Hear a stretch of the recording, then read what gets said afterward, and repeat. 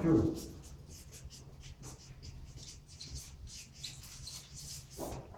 A cura pela conversa, pela fala, aí nós estamos falando de psicanálise. Qual é a ferramenta da psicanálise? A fala. Bom, o que eu tenho que providenciar para que o meu paciente fale? Bom, aí são as ferramentas que eu vou utilizar. A gente não chama de técnica, porque a psicanálise tem uma técnica específica, que a gente vai estudar depois. Mas a gente chama de ferramentas, que a gente vai poder evocar, trazer de várias abordagens. Mas a gente não pode esquecer esse padrão básico. A psicanálise só existe com a fala. Por isso que eu coloquei para vocês. Já a questão do caduceu, né? Aquela cobrinha que eu brincou. De novo eu errei aqui, né? Não existe psicanálise. Mas o que é o caduceu? Não é chifrinho isso aqui não, peraí. Aquele desenho que nós temos aqui, não é um chifrinho com um diabinho com duas cobrinhas. Não, centopeia você fez aí. Também é centopeia, não. As duas cobrinhas aqui é aquela asinha que tem, né? Todo mundo imaginou, né? O caduceu da psicanálise. Pronto, agora ficou o rabinho do diabo mesmo, chifrinho em cima. É o caduceu, né? Então nós temos essa fala que precisa ser sempre elaborada. Bom, então é aquilo que eu falo, e isso é interessante a gente perceber, porque isso está dentro do texto que a gente está vendo agora. É aquilo que eu falo que é um processo de psicanálise, então eu posso bater papo com o espelho, ou eu posso num grupo bater papo, eu posso conversar com pessoas, eu preciso falar, não é isso. Por isso que a técnica psicanalítica, ela tem a ver com transferência. Né? O que é a transferência? É exatamente o fato de eu providenciar toda a sensação, aquilo que a minha fala me traz, no vínculo com uma outra pessoa. Então eu começo a fazer um processo transferencial, eu começo a desencadear as minhas defesas num ambiente artificial. É como se em laboratório eu estivesse fazendo algo de novo e as emoções que foram vividas na vida real eu transporto para aquele ambiente artificial. Meu inconsciente sabe que é um ambiente artificial, só que ele se permite sentir as emoções que ele sentiria no outro ambiente. Então, assim, sempre o campo psicanalítico é um campo transferencial, é um campo do ego daquela pessoa. Então nós não temos a psicanálise como só uma terapia, nós temos como uma terapia ligada à fala. Não temos ela apenas como falar, mas com a geração de um campo, com a geração de um jeito de ser artificial. Então vai acontecer um processo transferencial. No futuro, quando a gente for observar mais sobre Lacan, a gente vai perceber que o campo, aquilo que a gente chama de contra-transferência, que os analistas freudianos, né, mais tradicionais tentavam evitar, Lacan vai dizer assim que é impossível e inclusive é útil que o psicanalista perceba o processo do que a gente chama de contra-transferência. Alguém quer arriscar o que é contra-transferência? Tirando o volume aqui, tá? Alguém arrisca? É buscar sensações do analista para si? Na verdade, a contra-transferência é a reação do analista ao processo transferencial. Então, por exemplo, o meu paciente pode trazer para o consultório raiva, né, de um convívio que ele tem. Então, essa raiva pode vir para o terapeuta. Ele pode trazer amor. Esse amor pode vir para o terapeuta. E o paciente, ele tem que ter vínculo com o analista, que mesmo odiando, ele talvez queira ir para elaborar por que ele odeia tanto o analista. Ou pode amar. Ou pode não sentir nada. E aí, essas emoções de sentir ódio, amor, indiferença, elas vão provocar no analista uma reação dele também. Por quê? Porque ele é um ser humano, um sujeito que também tem suas carências, seus desejos, e pode entrar no campo transferencial. Pode? Não, ele entra, porque ele é humano, ele é sujeito. Ele não é um ser higienizado, que agora é asséptico e mal consegue lidar com o outro. Essa era uma pretensão de alguns analistas do passado. Qual era a pretensão? Que o processo terapêutico fosse o mais asséptico possível para que não houvesse essa interferência do analista na história do outro sujeito. E lá você vai percebendo que, além disso ser impossível, isso prejudica. Por que prejudica? Prejudica porque eu preciso me colocar naquele local transferencial para compreender o que está sendo demandado no meu paciente. Então, eu processo preciso de empatia. de empatia. Isso vai trazer o que a gente vai chamar de empatia. Então, a empatia, eu só vou ter empatia se eu me permitir caminhar nessa transferência. Então, eu sentirei dó, sentirei raiva, sentirei desejo de estar com aquele paciente, sentirei rejeição, tudo isso vai ser sentido, só que eu tenho que estar preparado para entender que isso tudo é artificial. E se em algum momento eu percebo que isso está destoando a emoção, seja ela positiva ou negativa, não condiz mais com o campo transferencial, mas está transbordando, aí vem o que a gente vai chamar de supervisão. Não é que eu vou ter apenas um supervisor, eu terei o meu grupo que vai me apoiar.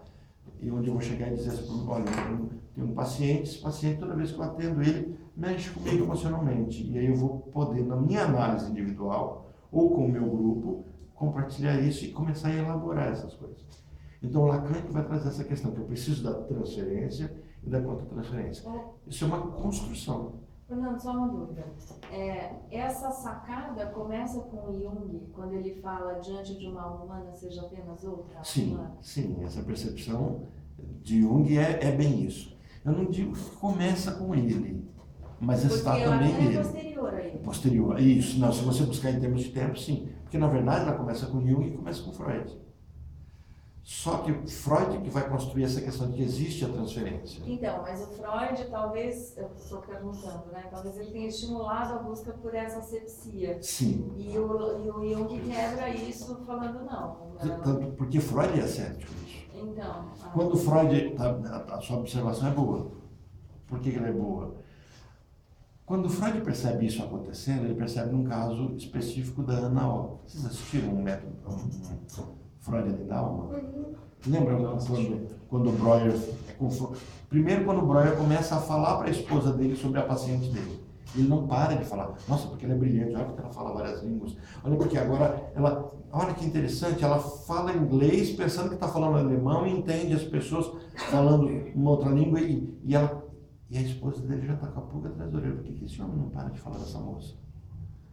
É uma mocinha de 17 anos de idade, bonita, inteligentíssima. E aí, Breuer não, a teoria psicanalítica não tinha avançado ainda, e Breuer não tem a percepção de que está caminhando dentro de uma paixão, mas é uma paixão transferencial. Então, esse é o caminho que Breuer está tendo. É uma paixão acontecendo. Freud, quando percebe isso, ele não vê problema, porque ele tem esse comportamento. Ele até diz assim, me falta o desejo de curar. Ele tinha mais uma instigação, um desejo científico, de perceber o que estava acontecendo. Então, como ele tem essa finalidade de descobrir o que está acontecendo, ele não tem espaço para esse amor transferencial, nesse sentido. Então, ele dá conta de ser mais asséptico, pelo jeito dele. Jung já vai trazer essa fala, mas essa construção de que a transferência ela é necessária, né, para o paciente, como teoria, vai acontecer em Lacan. Mas a fala de Jung é pertinente, é boa, né? Quando você tiver, conheça tudo que você conhecer, né? Mas quando você estiver diante de um ser humano, seja apenas um ser humano. E esse grau de simplicidade, na verdade, carrega, de fato, a sensação de que se coloca no lugar do outro como humano. Mas como é que eu vou me colocar no lugar do outro se eu não me permitir sentir algo pelo outro? Eu vejo da frase do Jung mais numa situação, um relembrar kantiano exortando a Freud, né? É um humano que está ali, não fica objetivando ele para sanar a tua paixão, teu anseio por aprender. Conhecimento. Sim. Não instrumentar. É mais humanizado do que... sim, é bem isso. Não há uma busca da técnica, mas há uma busca de um olhar humano. Até porque, nesse campo de pesquisa, eu entendo que não é possível. Por exemplo, como é que você vai pesquisar o amor sem sentir o amor?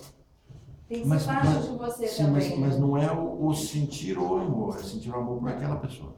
Não, que eu quero dizer o seguinte, a qualidade, sentir o amor por aquela pessoa. Você está no campo do sentir ainda. Se você, até acho que na época, entende uma questão científica como essa coisa sem só racionalidade, né, sem emoção, o processo fica incompleto. E aí que Lacan entra para trazer essa contribuição. Essa psicanálise mais tradicional, mais ortodoxa, ela chega a questionar se o terapeuta poderia cumprimentar com algum nível de intimidade o seu paciente. Por isso que a fala é pontuada como o mínimo possível. Então, essa análise mais ortodoxa, o terapeuta se abstém de vínculos com o paciente, se abstém de qualquer nível de intimidade pessoal, se abstém de falar de si. Então, vocês vão encontrar psicanalistas que se você falar para ele e falar assim, mas e você tem algum problema? Como é que você começou? Ele vai dizer assim, eu não sou objeto de terapia. Então, ele vai te cortar. Por quê? Porque a busca é de me contamino o mínimo possível o setting terapêutico. Porque você precisa não contra-transferir.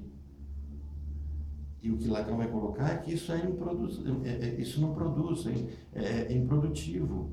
Isso prolonga o sofrimento, porque você não vai dar conta de entender a dor do seu paciente. E ele vai dizer assim, ao invés de você curar as pessoas, você vai criar cópias. Você vai fazer com que o seu paciente simplesmente copie você de alguma forma na asepsia, nesse contato. E como o processo da formação do analista é um processo da clínica individual desse sujeito, né? Esse processo de sujeitamento, tudo isso vai acontecendo. Então, esse analista, por não ter tido a empatia do analista dele, também não terá empatia com o seu paciente no futuro. Então, Lacan propõe uma quebra disso, onde o terapeuta dê conta de sentir algo e só entender que ele está no campo transferencial. Mas nesse avanço daquilo que ele está chamando de técnica. Isso tudo para explicar que, quando a gente está falando de instrumentos que providenciam a fala, não é uma técnica. A técnica psicanalítica é um processo transferencial. Ok? Podemos entrar no texto e a gente continua essa discussão a partir desse texto. Esse texto foi escrito em 1914. É uma recomendação sobre as técnicas da psicanálise. E eu trouxe o próprio texto para vocês. Okay? Vamos começar? Vamos começar. Como é texto? Vamos ligar lá? Vocês acham? Sim, podemos ficar à vontade. Fiquem à vontade. Nós podíamos pegar as xícaras, só para tentar se eles esqueceram, gente, no quesito café.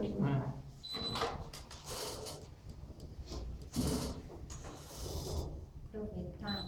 Alguém quer um pouquinho de água? Eu já encho de novo a de água. Tudo bem, Cláudia? Se não esqueceram, vai ficar Mariana. Obrigado. Opa, chegou. A sincronicidade. Sincronicidade. E o que é na coisa? Fala do café, o café apareceu. Tá tudo certo.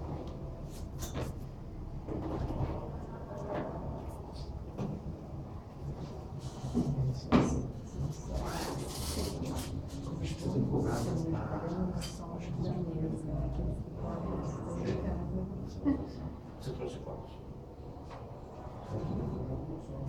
Depois eu posso falar em versão.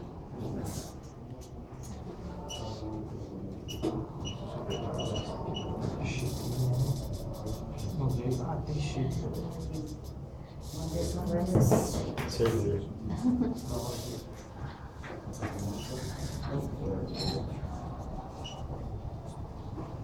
Parece que só tem 2 xícaras. Até embaixo. Até embaixo, né?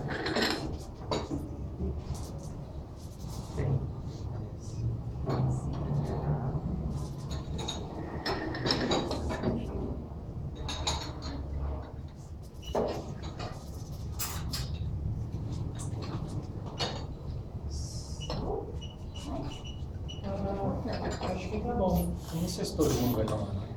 Vamos ver.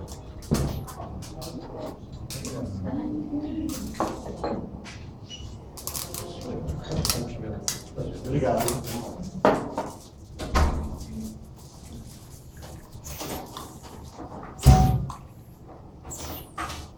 Sim. sincronicidade, Juliana.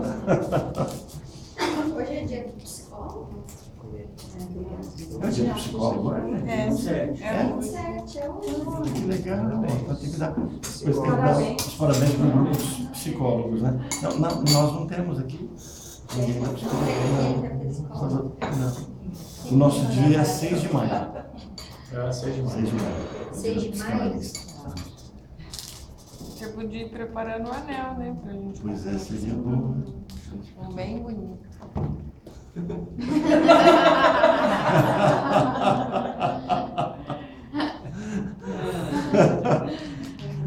Vamos lá então, gente. Porque não foi aquela ideia, Orlando, de confeccionar alguma coisa de dia do novo. Eu sou super a favor.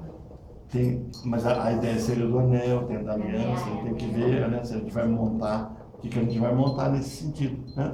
É bem interessante. Gente, vamos caminhar então.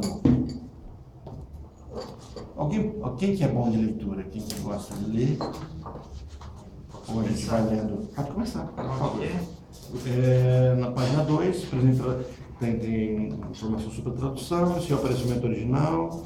O título desse artigo era, ele estava falando em alemão, né? Começou a recordar. Isso não me parece. Não me parece desnecessário continuar a lembrar aos estudiosos as alterações de grandes consequências que a técnica psicanalítica sofreu desde os primórdios. Em sua primeira fase, a da catarse de Breuer, ela consistia em focalizar diretamente o momento em que os sintomas se formavam e em esforçar-se persistentemente por reproduzir os processos mentais envolvidos nessa situação, a fim de dirigir-lhes a descarga ao longo do caminho da atividade consciente. E o que vocês compreenderam até? Primeiro passo que foi dado em direção à psicanálise. Por que a gente precisa frisar isso? Em direção à psicanálise. Porque senão a gente vai confundir isso com psicanálise. Lembra que eu falei para vocês que eu tenho um certo receio quando você trabalha psicanálise integrativa? Acho que eu comentei isso com vocês, né? Que a gente tem uma discussão do que é psicanálise e começou a ficar assim. Nós temos um problema que é tipicamente brasileiro, que é mais ou menos isso, até pegando o gancho do dia do psicólogo, né? Como a psicanálise passou a ser uma alternativa à psicologia, bom, em que sentido alternativa? O que eu vou colocar para vocês é uma crítica que é feita à formação do psicanalista nesse modelo, né? O modelo que nós estamos vivendo aqui. A pessoa não estudou psicologia, não fez faculdade de psicologia, e agora faz 2 anos de formação e diz que é psicólogo. Tem um erro nessa frase.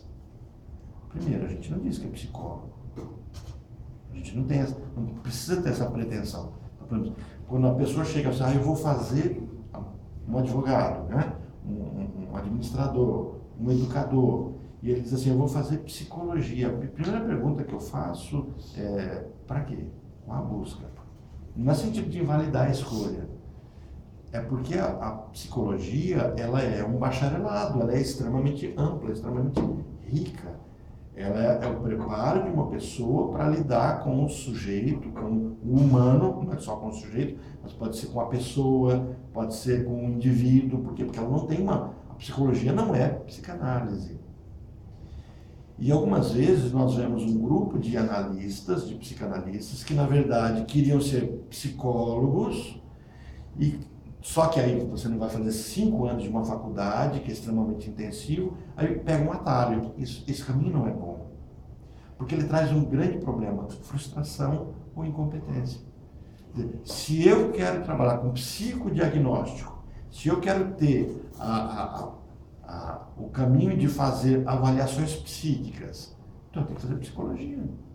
Não, e se eu quero trabalhar com várias técnicas, eu quero ter a liberdade de transitar por várias áreas do tratamento psíquico, talvez eu tenha que fazer psicologia. Não, eu quero trabalhar com o humano, na percepção dele como sujeito, e eu quero trabalhar com esse processo de cura que caminha no talking cure.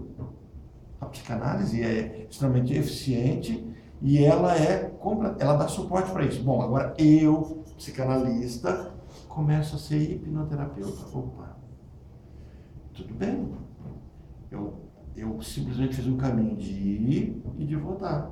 O primeiro passo para se chegar à psicanálise, o primeiro passo dado foi da hipnoterapia. Foi um método catártico. Não, eu sou psicanalista, mas agora eu vou trabalhar com Osho, né? E aí eu vou usar as técnicas de Osho, mas vou ser psicanalista. Osho é uma ferramenta. Osho me traz catarse, me traz uma discussão, uma recondução, uma estabilização do meu ego. As terapias de Osho, as terapias haitianas, da bioenergética, são extremamente eficientes, são boas. Então, assim, eu não posso, como psicanalista, invalidar essas técnicas, mas eu tenho que entender que eu estou saindo de um campo que é meu, e estou indo para um outro campo. Eu posso agregar, mas eu tenho que entender que a psicanálise se colocou numa condição de que ela foi por um viés, por um caminho que começou com isso, na catarse.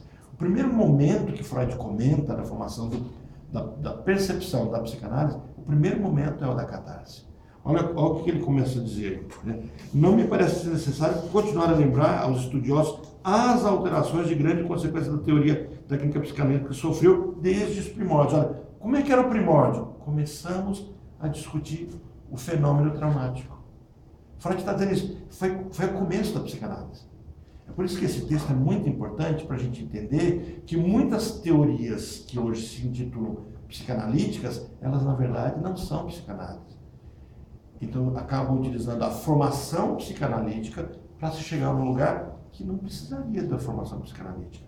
Se eu for um hipnoterapeuta, quiser trabalhar com hipnose, ou se eu sou alguém que trabalha com o ambiente de catarse, né? Permite que as emoções venham à tona, ou trabalho com a sistêmica fenomenológica, ou trabalho com TRE, sabe, são dinâmicas, são sistemas, são formações teóricas que me ajudam a trazer a emoção do meu paciente para fora, e eu lido só com isso e levanto esse material, eu não sou psicanalista.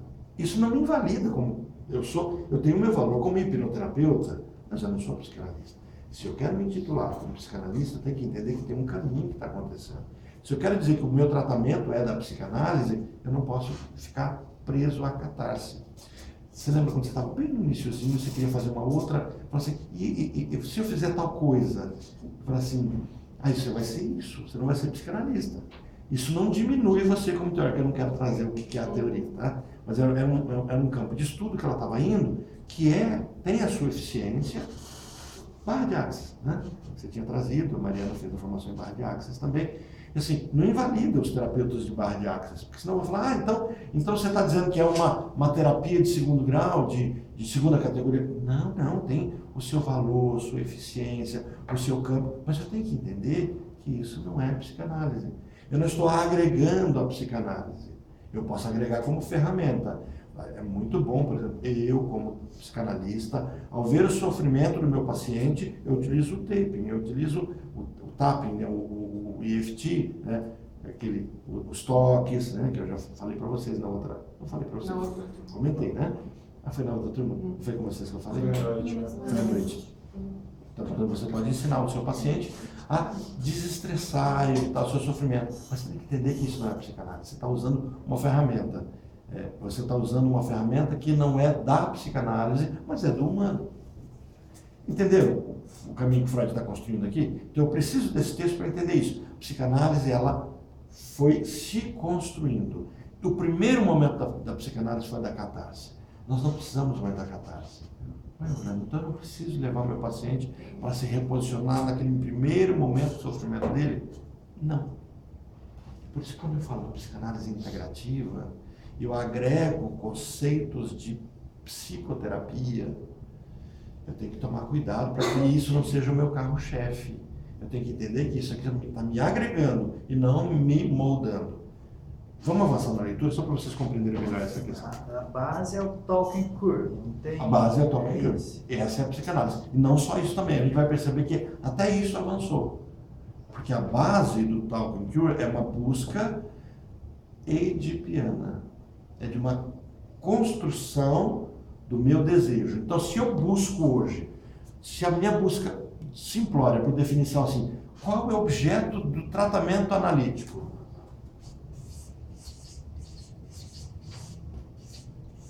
desejo. Essa é a base da psicanálise. Então, a busca do desejo. O desejo primordial do sujeito. O desejo primordial. Que vai ser chamado por Lacan como o objeto A. O elemental, vamos colocar assim. Aquilo que é mais primitivo, que me constrói como sujeito, não me constrói como indivíduo. Até os termos fazem sentido. Quem me constrói como indivíduo é Jung. Jung me vê como indivíduo, que eu preciso me unificar, aceitar minha sombra, aceitar aquilo que eu rejeito. Isso é mentira? Não, Jung está certo nessa fala dele.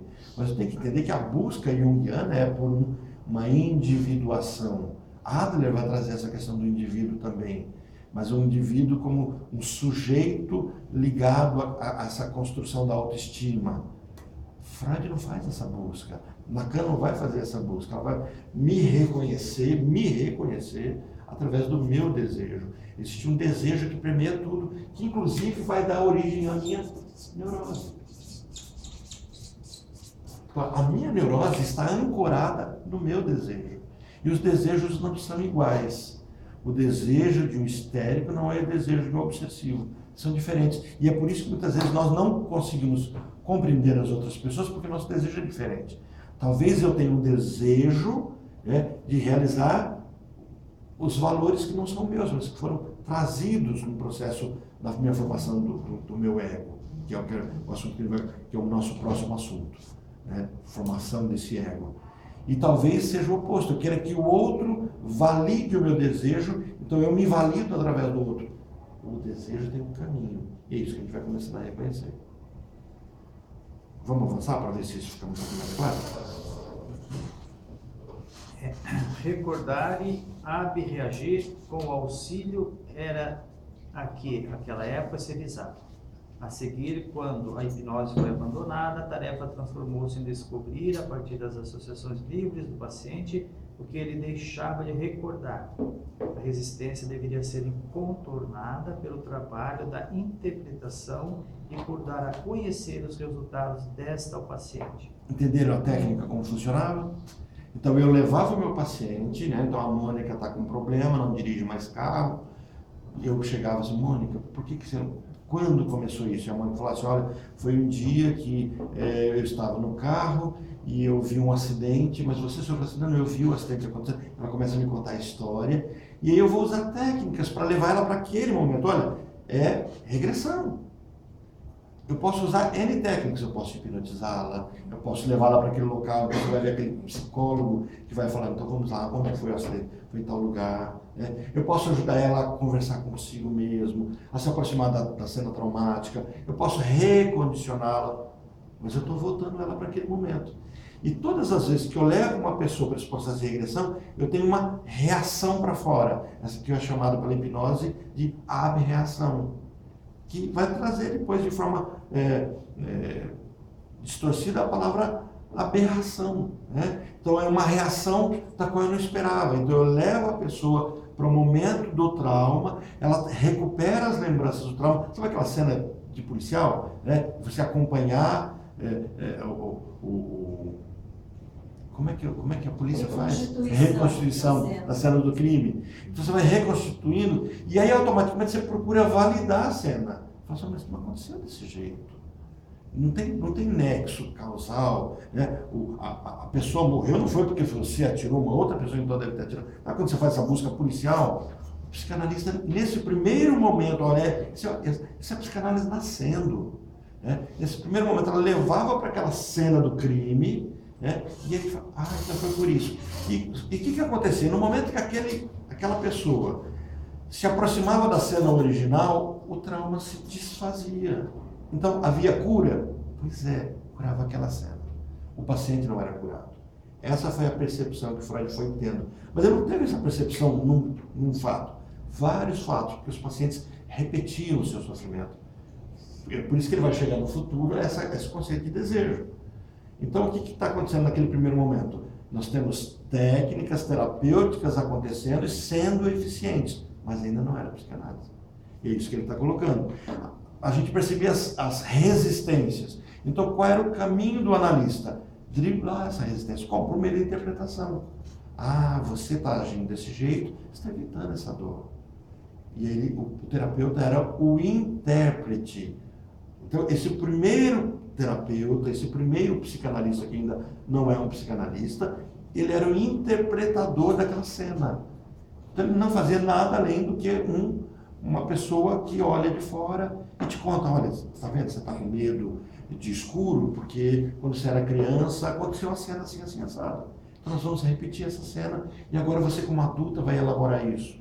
E se o processo era de hipnose, aí você trocava a sugestão. Agora trocava a âncora. Então toda vez que a pessoa viu escuro e o escuro assustava ela, falava, agora toda vez que você vir escuro você vai se sentir bem, eu estou trocando a âncora.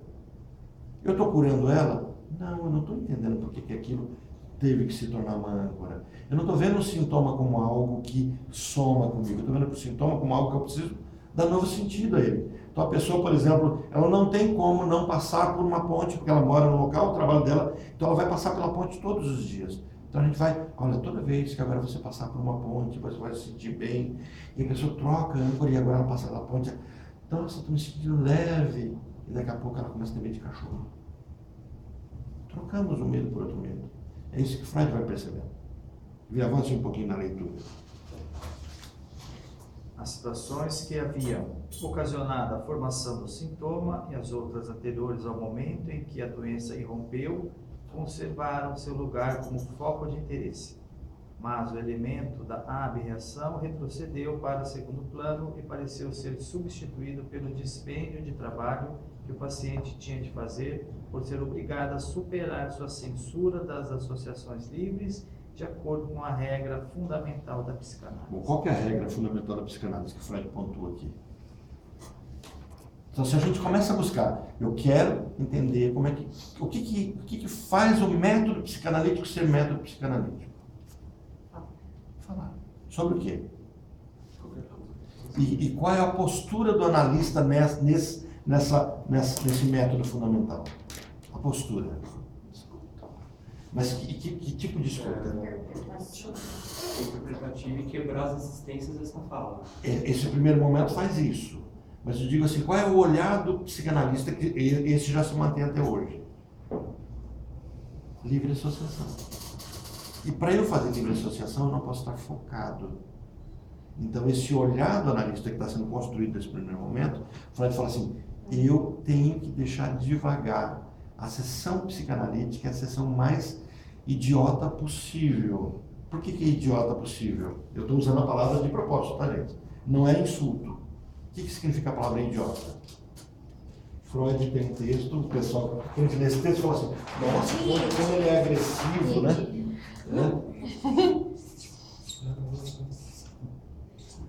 Eu não sei se é assim, acentozinho. Idios, né? É do grego. O que é idiota? Vem de idios, que significa idiosincrasia. Sujeito. Que leva para o sujeito. A idiosincrasia leva para o sujeito, mas por quê? O que é a palavra idios? O que é idiosincrasia? Leva para o sujeito. Por quê? Porque ela diz respeito só àquela pessoa. Então, o idiota é aquele que é próprio. Ele é diferente. Então, quando eu faço análise, não interessa a lógica. Eu posso estar falando de alho e de repente virou bugalho. Eu tenho sempre um exemplo clássico meu, não do Freud, né? Eu chego para uma paciente e a sessão dela estava um pouco travada. Eu pedi que ela trouxesse para a mente dela qualquer outra. Eu tinha acabado de ler o texto do Freud, que ele estava inventando esse método. E eu falei assim, vamos fazer o seguinte, fecha os olhos, a pessoa fecha os olhos, eu vou tocar na sua testa.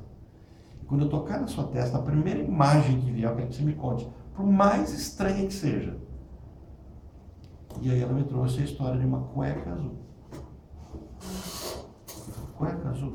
Olha, o que a análise tinha a ver? Ela me traz uma angústia, a angústia que ela dizia assim, não me sinto bem na minha casa, não me sinto bem com os meus pais. Essa era a fala dela. Ela tinha vindo para o tratamento a partir disso.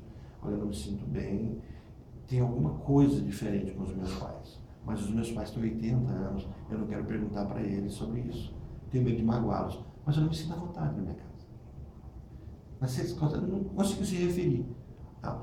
E aí, o assunto, ela não conseguia avançar além disso. Não me trazia sonhos, eu tinha que fazer imaginação ativa, que é uma ferramenta junguiana, né? E aí trazia esse processo de regressão. E eu peguei, toquei na testa dela e ela, cueca azul. Cueca azul, ok. E fala mais sobre isso. Quando você viu essa cueca azul? Estava no varal da minha casa. A cueca azul estava no varal da sua casa? E de que contexto que você trouxe?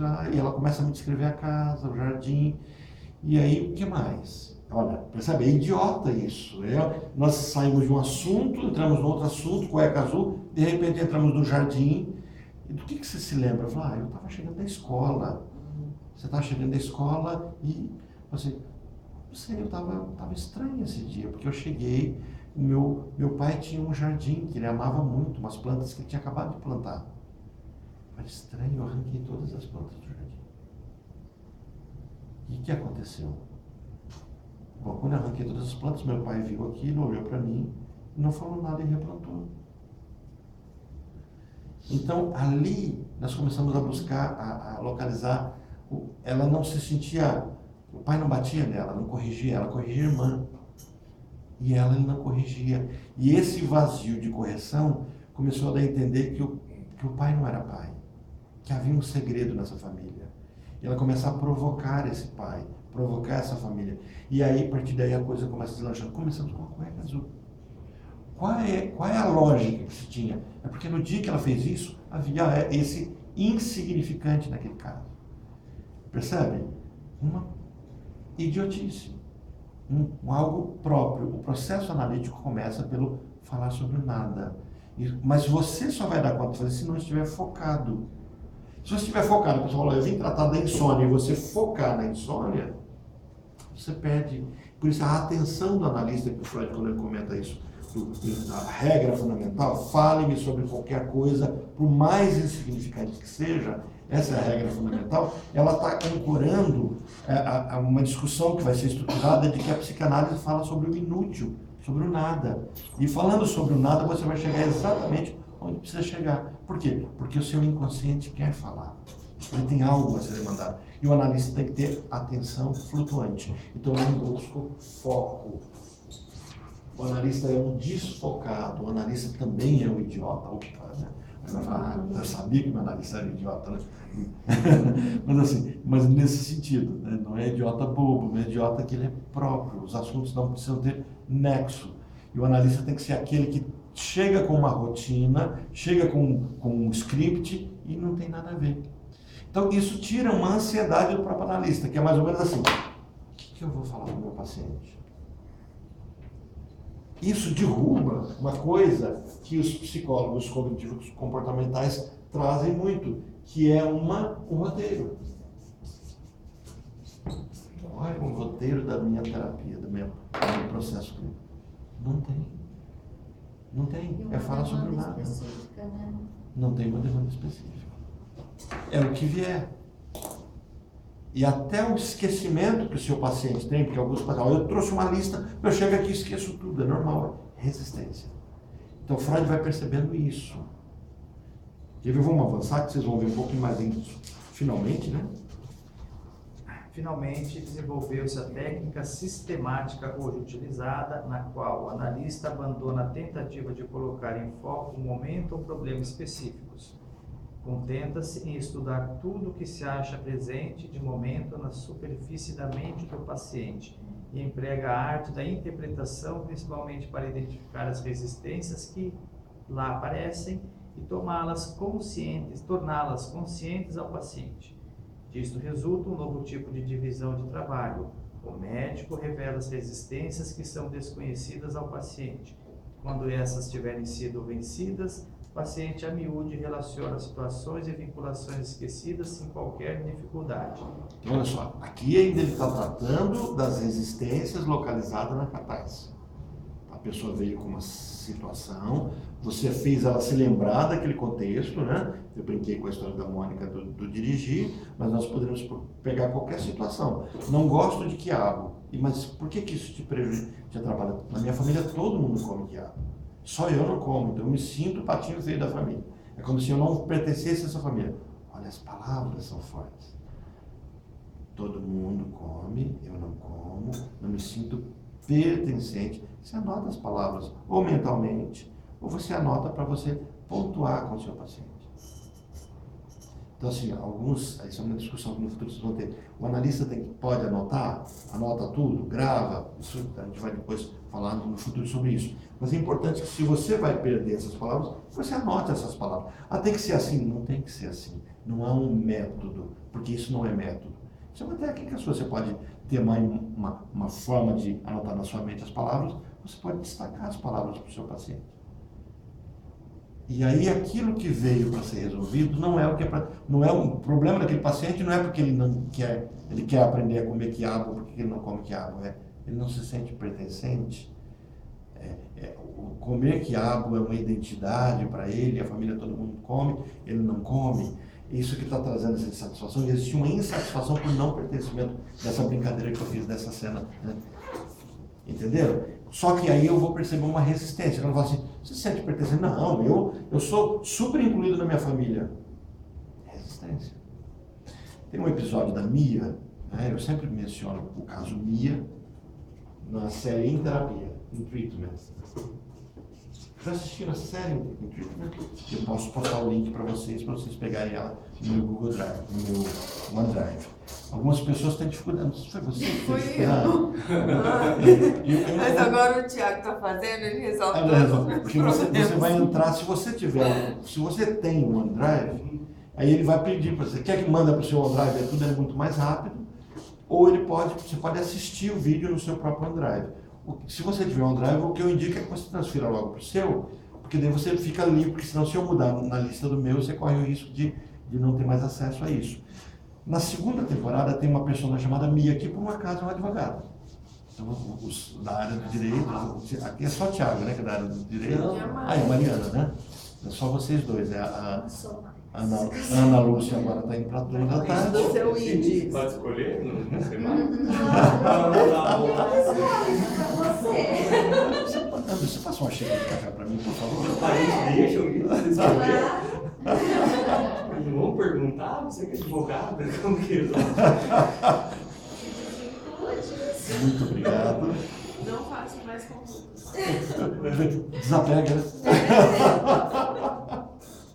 Eu me lembro quando eu passei no Ministério Público, todo mundo fazia direito e tal, eu falei, o bichinho do direito não te picou? E ele me picou por um tempo, né? Mas eu consegui exorcizar. Foi difícil, viu? Eu cheguei no 7º semestre e exorcizei. Você fez 7 semestres de direito? 7 semestres. Por que você não acaba com a gente lá na faculdade? Pois é, eu já pensei nisso. Mas o problema é uma boa que eu estou diante do coordenador e eu posso brincar com ele e falar assim, porque o grande problema é falar assim, mas você fez há 5 anos atrás, essa Qual é a tua resistência por não ter concluído? Talvez eu tenha resistência grande com a turminha do direito, né? Eu brigo muito com os procuradores. Briga pra mim. Mas é bom, o direito traz para mim briga, confronto, e eu passei a ser hipertenso por conta disso também, né? E a terapia me traz os flávia, né? Tranquilidade, ser mais elevado, só que não, né? Então assim, do direito você vai lá, briga, você quer destruir o outro. E no processo terapêutico você quer ajudar o outro a se construir, né? Então, essa é a minha justificativa. Aí no processo terapêutico eu falo assim, por que você está resistindo tanto? Fazendo a minha terapia. Quem gosta de brincar com isso é o Leandro. O Thiago vai fazer o Leandro. Me fala um pouco mais sobre isso, você está querendo me analisar. Só que eu falei, eu não vou pagar a sessão. Voltando para cá, nós precisamos conversar, Thiago. Desconto. Sim, A Mia é uma advogada, olha que curioso, já vou estragar a graça da cena, né? Mas a Mia advoga causas de homens, só homens, causas perdidas. Sabe aquela pessoa assim que, sabe, o Zé Dirceu está condenado, vou advogar ele, que eu vou salvar ele. O Lula que está condenado, não vou salvar ele. Sabe as causas que você fala, está perdida e ela luta, e é excelente advogada. Ela vence as causas. Ela é extremamente apaixonada pelo pai e desmerece a mãe o tempo todo. E o terapeuta começa a perguntar, mas isso, sua mãe não, minha mãe, ela é ausente e traz críticas sobre a mãe e seu pai. Não, meu pai é tudo. Ó, inclusive, acabou de chegar a mensagem dele. Ó, eu posso atender a ligação, falar um pouco com o pai e tal?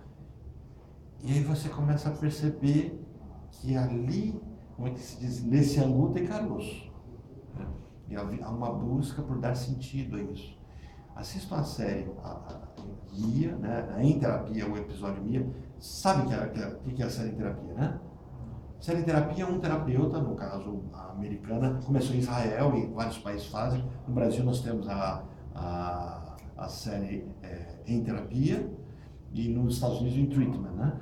E aí você tem um terapeuta que segunda-feira atende um paciente, terça é outro paciente, quarta é outro paciente, quinta é outro, sexta é ele é o paciente. Aí ele vai para a supervisão. Ele vai discutir tudo que está se levantando com os pacientes dele e como está mexendo com ele, o processo da contra-transferência. Então mostra a vida de um terapeuta vivendo ali, são 50 minutos de sessão. Então você acompanha a sessão da pessoa. Então ele vai discutindo as contra-transferências, as agressões, né? Foi por conta dessa série que eu passei a tomar café com os meus pacientes. Que tem na Netflix. Na Netflix não tem. Não tem. Vocês vão ter que ou comprar, eu tenho ela, que eu comprei, e vocês vão ter que, na HBO tem. Então quem tem HBO vai conseguir assistir. Eu tenho a primeira, a segunda e a terceira temporada. Eu não sei se saiu a quarta, eu acho que não. Mas eu tenho as 3 temporadas. E é muito interessante que você assiste o primeiro episódio e você quer acompanhar. Por exemplo, o caso do café, tem uma disputa muito grande. A pessoa, o paciente humilha o terapeuta, seu café não presta. Eu vou te trazer uma cafeteira boa. E aí eu falo, mas eu não quero essa cafeteira. Eu falo, não, mas eu estou te trazendo. Você não pode recusar o presente do seu paciente. E os dois vão tendo embates enormes, né? E você assistindo a primeira, você vai entender por que a Mia é necessária na segunda. Porque esse paciente do café é o que vai demandar, não quero dar um spoiler muito pesado, né, mas vai demandar a necessidade de um advogado para o Paul. E o Paul, quando procura advogado, descobre a Mia, que foi paciente dele, num outro episódio. E aí tem algo não elaborado, e aí é bem interessante. Assistam, vocês vão gostar muito. Mas assim, essa discussão, essa livre associação, essa busca pelo não resolvido, é o que vai estar acontecendo na vida do terapeuta o tempo todo. E com grande detalhe, se você assistir a série em terapia e lendo esse texto do Freud, você vai ter a percepção de que é necessário atender alguém para se chegar à elaboração de alguns sofrimentos que são travados por um processo de resistência. Quer dizer, ao ser atendido, ao ser paciente, ao ser analisando, nós criamos algumas resistências que a gente guarda e o nosso analista não deu conta de perceber.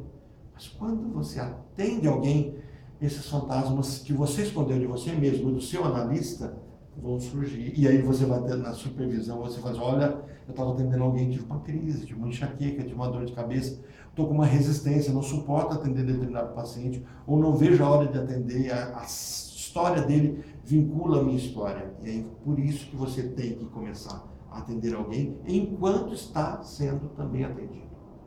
É por isso que a psicanálise não se constrói, faço a minha formação teórica, ok, peguei o diploma teórico, agora eu vou começar a atender. Não. Você está fazendo o seu atendimento clínico, está passando por tudo isso e passando por tudo isso, você agora atende alguém, levanta novo material e vai discutir com o seu analista. Olha, tem uma pessoa que eu não suporto ela. Por que não suporta? Ah, não gosto do perfume dela. O que ele te lembra? Ah, não sei, parece um perfume engraçado. Tinha um tio meu que usava esse perfume.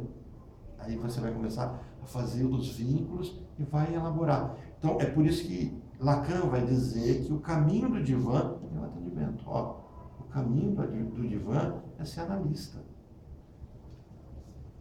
Entenderam essa expressão? E vocês vão encontrar pessoas que vão dizer assim, vocês vão encontrar, tá? Ah, não, eu estou estudando, quero ser analista, mas por que eu tenho que fazer análise?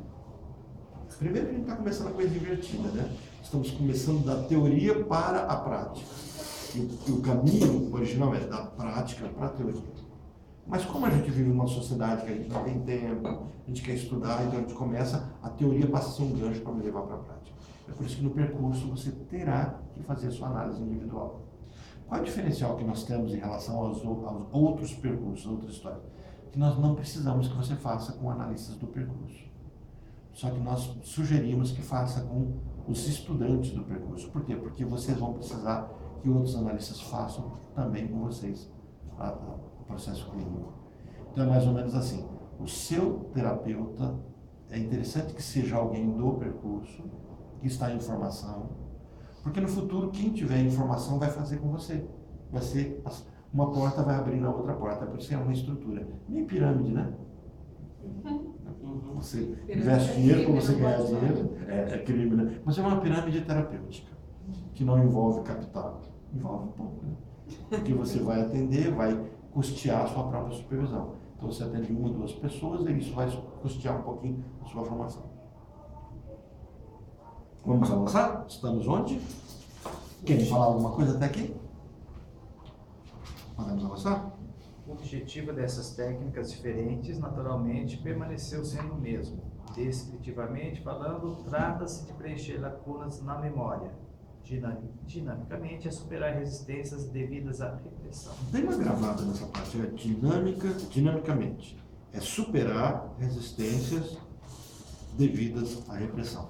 Isso é o que se buscava, tá, gente? Opa, isso é psicanálise. Isso é o que se buscava. Qual era o objetivo de todas essas técnicas? Superar as resistências.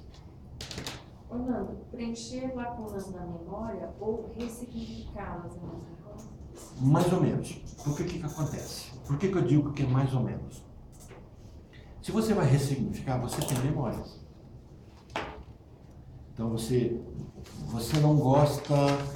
vamos pegar um exemplo do Freud. O Freud desmaiava, não conseguia entrar no cemitério. Então, por que ele não consegue entrar no cemitério? Ele vai dizer assim que os histéricos, e ele se vê como histérico, os histéricos, eles têm ausência, esquecimentos. Então, se você perguntasse para ele, por que você não consegue entrar no cemitério? Ele não sabe por quê.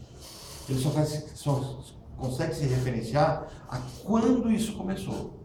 Então, esse é o gancho. Então, esse é o gancho e o processo analítico inicial. Então, o terapeuta buscava aquela cena com todas as técnicas disponíveis. Hipnose, conversar sobre, tá? Buscava aquela cena, dava sentido àquilo, que é o que você está tratando como ressignificando. Dava sentido àquilo perdia o foco e a pessoa resolvia isso. Daqui a pouco ele estava com medo, não tinha problema com o cemitério, mas não conseguia mais para o trabalho. E assim por diante. Então você precisava ficar ressignificando. Freud vai teorizar de que nós temos lacunas, nós nos esquecemos de algumas coisas. E porque ele se esqueceu, por que ele passou a ter medo do cemitério. Então nesse processo de ressignificar, trazia essa lembrança. Freud vai perceber que as lembranças são encobridoras, elas cobrem alguma coisa, que é o próximo passo que ele vai colocar aqui. Então assim... E então, a cobertura tem um sentido específico, que às vezes é autoproteção, ou às vezes é uma questão de sobrevivência, ou enfim. Na verdade, essa lembrança que eu vou trazer como um problema, não é um problema. Ela faz com que eu me esqueça do problema. Ela substitui. Então, se eu dou um novo sentido apenas para isso, se eu só recordo que era a primeira técnica, se eu só recordo, eu não percebo que essa lembrança não é verdadeira. Ela pode ter acontecido, mas não é ela que me dói. Ela está aqui como fake. Ela é um fake. Ela me protege. Então eu tirei uma proteção. Se eu tirei uma proteção, eu vou ter que criar outra. É como se eu tirasse a pelezinha de uma bolha, e aí vai ter que criar uma outra capa. E vai doer. Para não doer, eu crio uma nova capa. Então ele vai dizer assim, que esse processo, é por isso que o texto é recordar, relembrar e elaborar. Nossa, isso eu estou perdendo. Então, Está arrepiando. tá arrepiando, mas é tortura. Nem esconder a expressão dela. É tortura, né? É proposital. Eu pedi para eles deixarem esse especial. Eu sempre que tá quase desconfiei acabando. disso. É meu lado sádico. Gente, se puderem, assista. Vocês vão ver o lado sádico e masoquista. Isso aí você comprou no camelô? Esse aqui é no camelô. Eu posso emprestar para vocês. Hã? Você podia já ter comprado para todo mundo, né? Não necessidade. Na verdade, eu quero passar ela Você para podia mim até agora. colocar R$3 de estacionamento em cima. Olha só. Mas se vocês quiserem, eu tenho que talvez ir lá e compro com vocês. Mas o que a gente poderia fazer é transformar ela em eu MP4, quero. né? Tão difícil lá, tem nunca tem lugar para estacionar. E a gente fazer uma copiazinha disso. Eu só preciso transformar ela em AVI ou MP4, jogar para a nuvem e passo para vocês. Eu vou precisar de uma existência inteira só para ver teus Assistir. filmes. Não, mas é bom que são vidas paralelas. Você vai, ao invés de dormir, você assiste. Olha, eu vivi uma vida inteira, né? Isso aqui é interessante, Acordando porque bem pra frente, não dorme. Eu acabei de saber se não recupera sono. Então, a primeira vez que eu acordar, em vez de tentar voltar a dormir, eu vou assistir o filme. Pelo menos você aproveita a insônia, né? Já que acordou, mas não. Bora aquela hora na sexta vai ficar bastante tempo assistindo filme. Aproveita para dormir agora. Então, gente, esse relembrar ainda está dentro desse processo de formação do pensamento psicanalítico. Então, na verdade, inicialmente era ressignificar. Só que isso vai perder o foco. Porque ele vai perceber que eu estou relembrando uma cena real.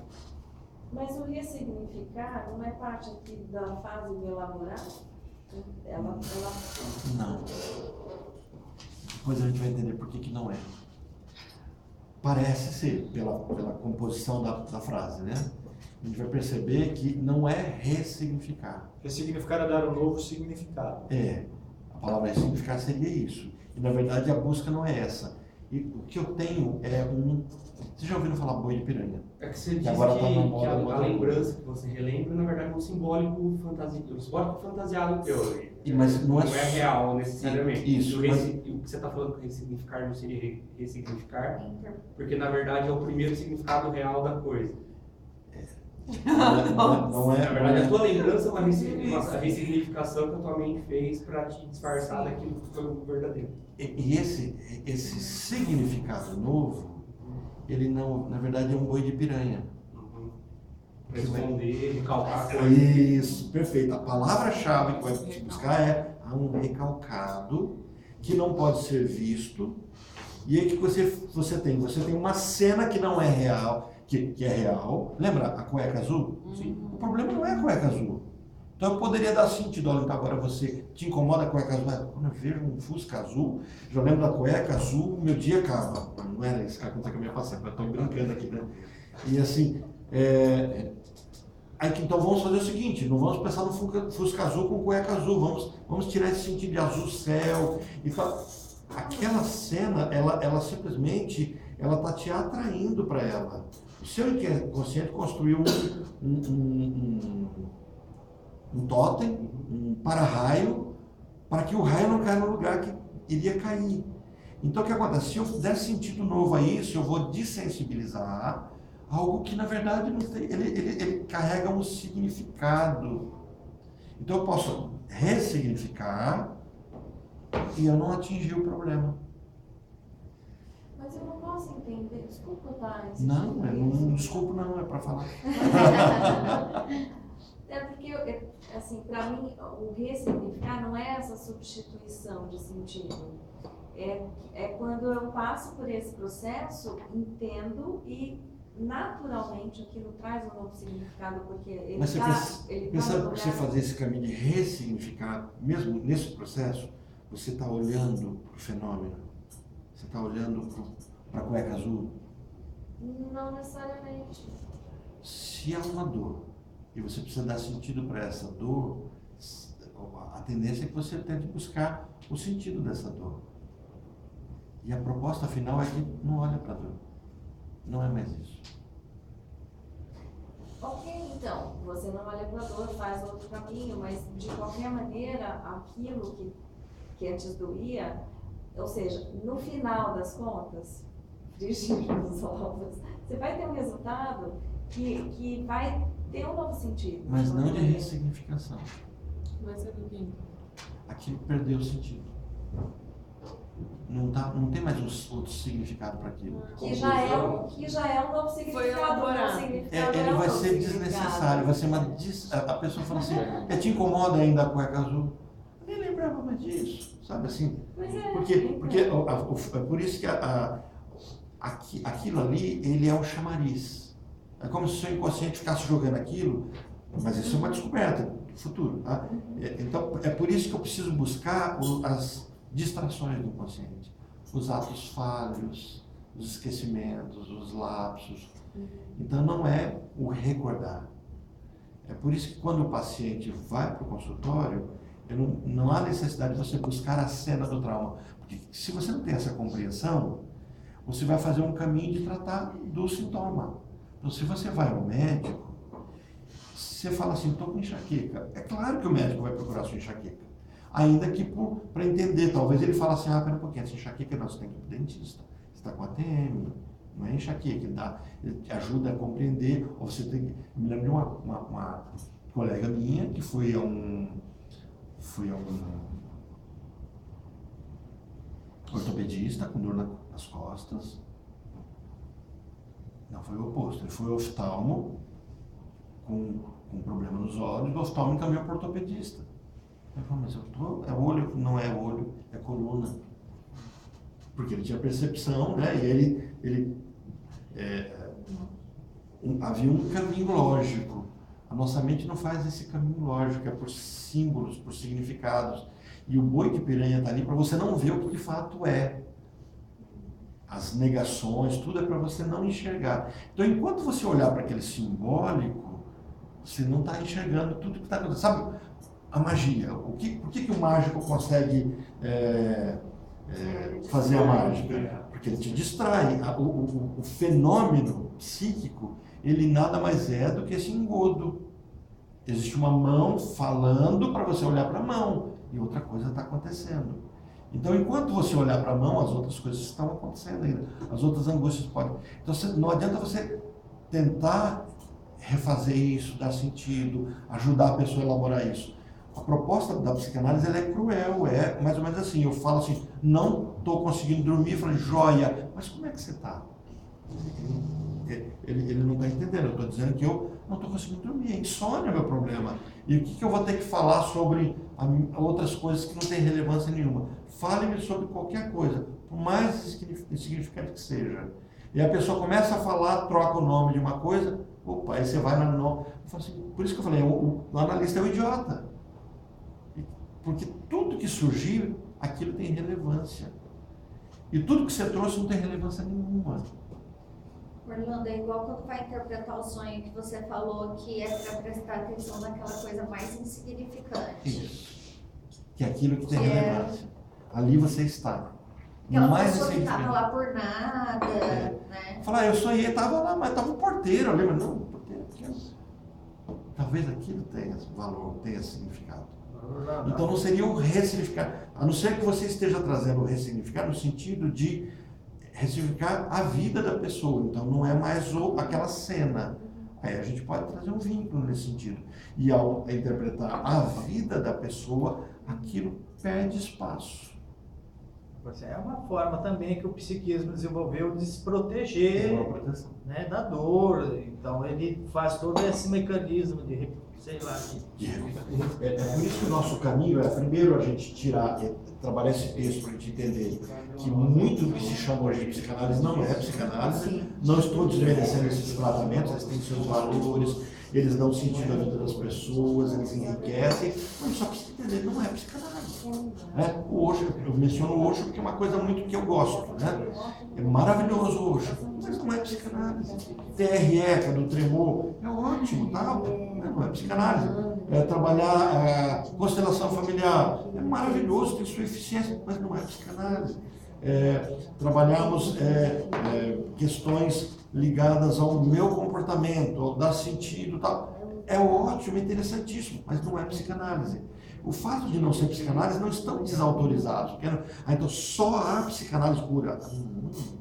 Isso é narcisismo, é achar que toda a solução passa pelo campo, pelo crivo da psicanálise. De jeito nenhum. O ser humano é riquíssimo, é resiliente. Nós criamos mecanismos de dar sentido ao nosso próprio sofrimento, né?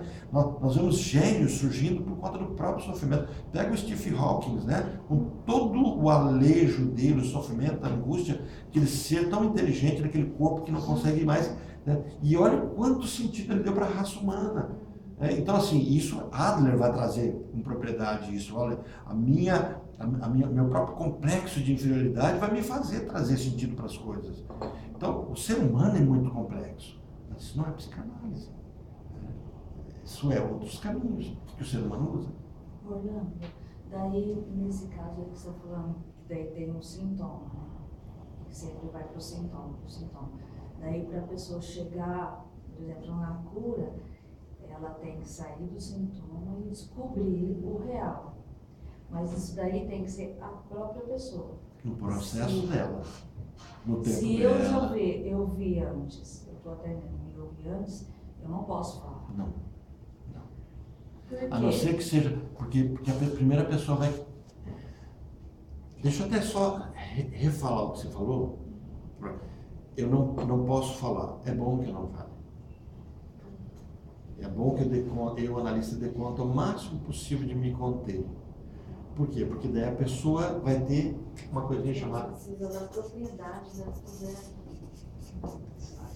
A própria pessoa precisa enxergar.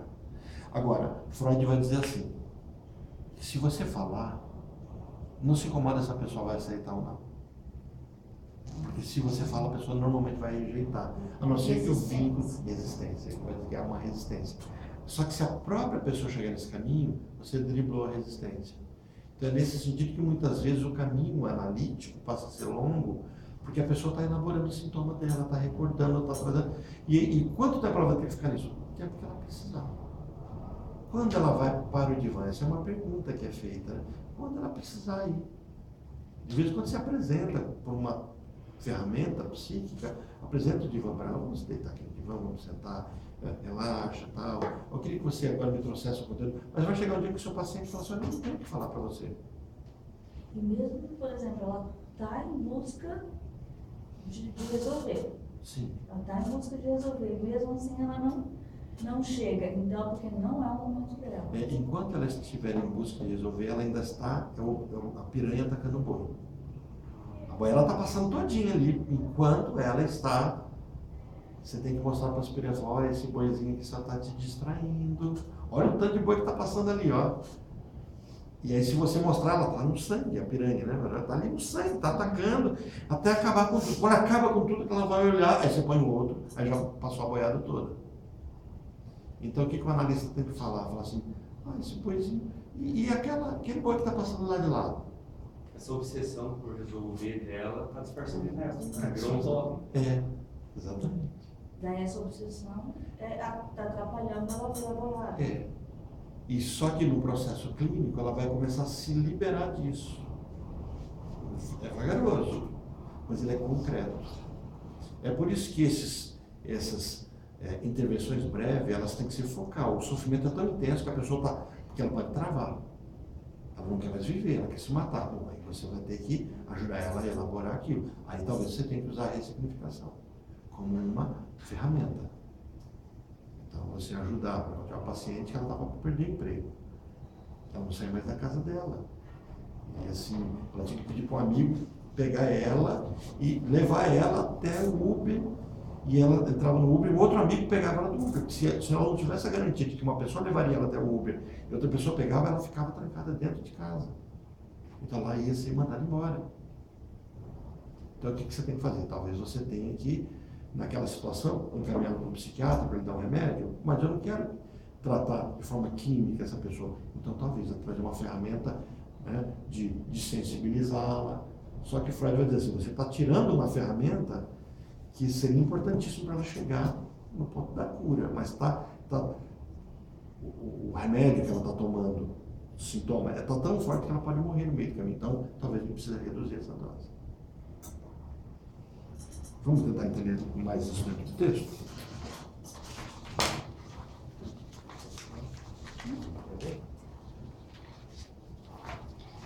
Ainda devemos ser gratos à velha técnica hipnótica por termos apresentado processos psíquicos únicos de análise sob forma isolada ou esquemática. Somente isto poder-nos-ia ter dado a coragem para criar situações mais complicadas no tratamento analítico e mantê-las claras diante de nós. Pode continuar mais um pouquinho. Nesses tratamentos hipnóticos, o processo de recordar assumia forma muito simples. O paciente colocava-se de volta numa situação anterior que parecia nunca confundir com a atual. E fornecia um relato dos processos mentais a ela pertencentes, na medida em que permaneciam normais. Acrescentava então a isso tudo o que podia surgir como resultado da transformação dos processos que na época haviam sido inconscientes em conscientes. Percebe? Ele está indo para a cena anterior, resgata aquela cena, traz para a consciência e dá novo sentido. Fala, tá vendo? Essa cena não precisa ser tão dolorida. Vocês vão perceber que muitas análises são feitas exatamente, ainda hoje, assim. Então nós vamos ver pessoas, né, que estão buscando uma ferramenta que é útil, não é inútil, que construiu psicanálise, mas que ainda você não agregou algo novo. Vamos ver esse novo? Ele vai começar nesse ponto.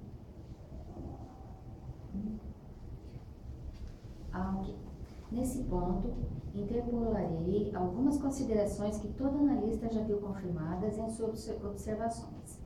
Esquecer impressões, cenas ou experiências quase sempre se reduz a interceptá-las. Quando um paciente fala sobre essas coisas esquecidas, raramente deixa de acrescentar: em verdade, sempre o soube, apenas nunca pensei nisso. Entenderam? Quando o paciente começa a falar daquele assunto, eu já sabia disso, eu só não tinha pensado.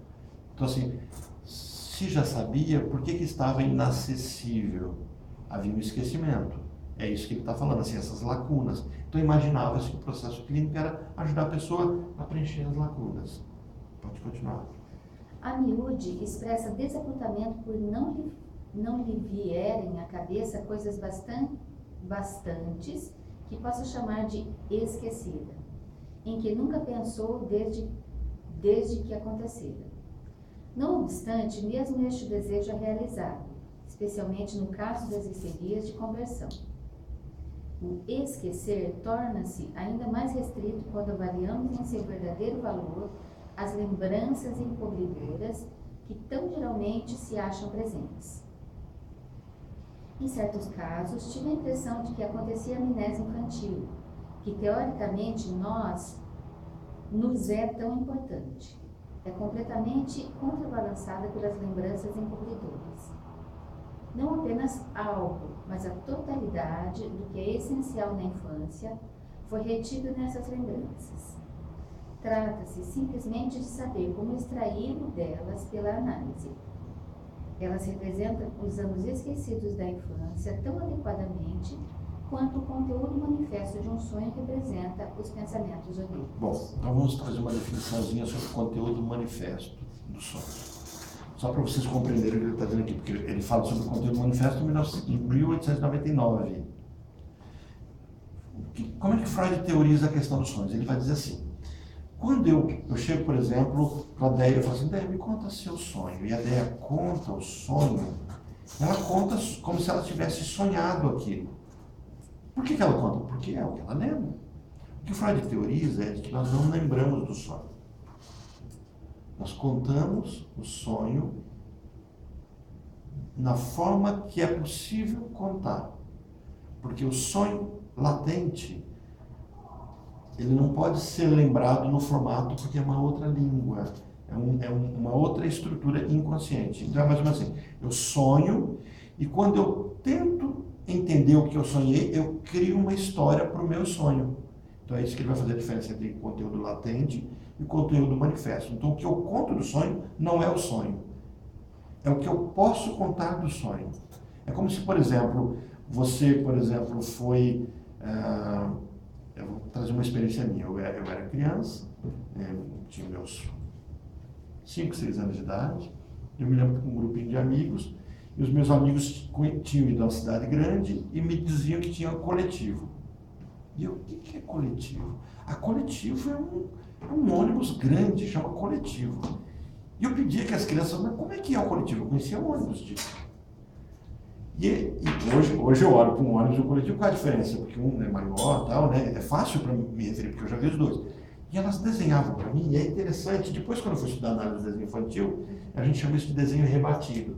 Então, eles desenhavam assim. Eu me lembro como se fosse hoje, eles desenhando na calçada, né?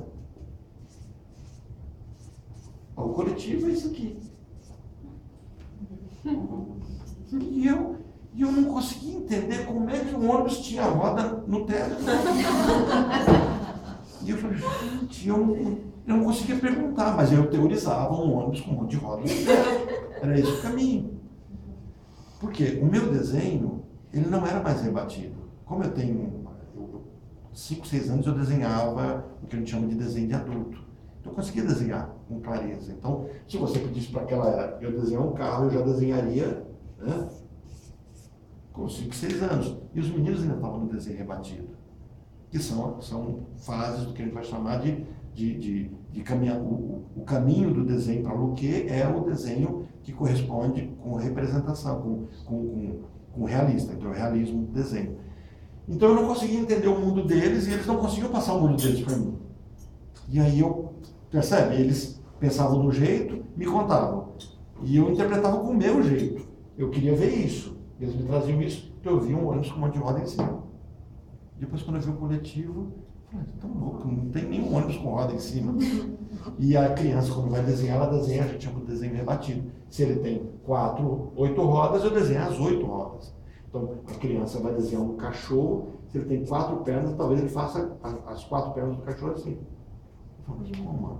Porque ele tem que desenhar 4 pernas. E assim por diante. É o rebatimento do desenho. Então, quando eu conto um sonho, eu não estou contando sonho sonhado. Eu estou contando como eu dou conta de contar um sonho sonhado. Entenderam? Algo pelo qual eu vivi, passei, precisa ser transferido para fala, e é como se fosse uma interpretação.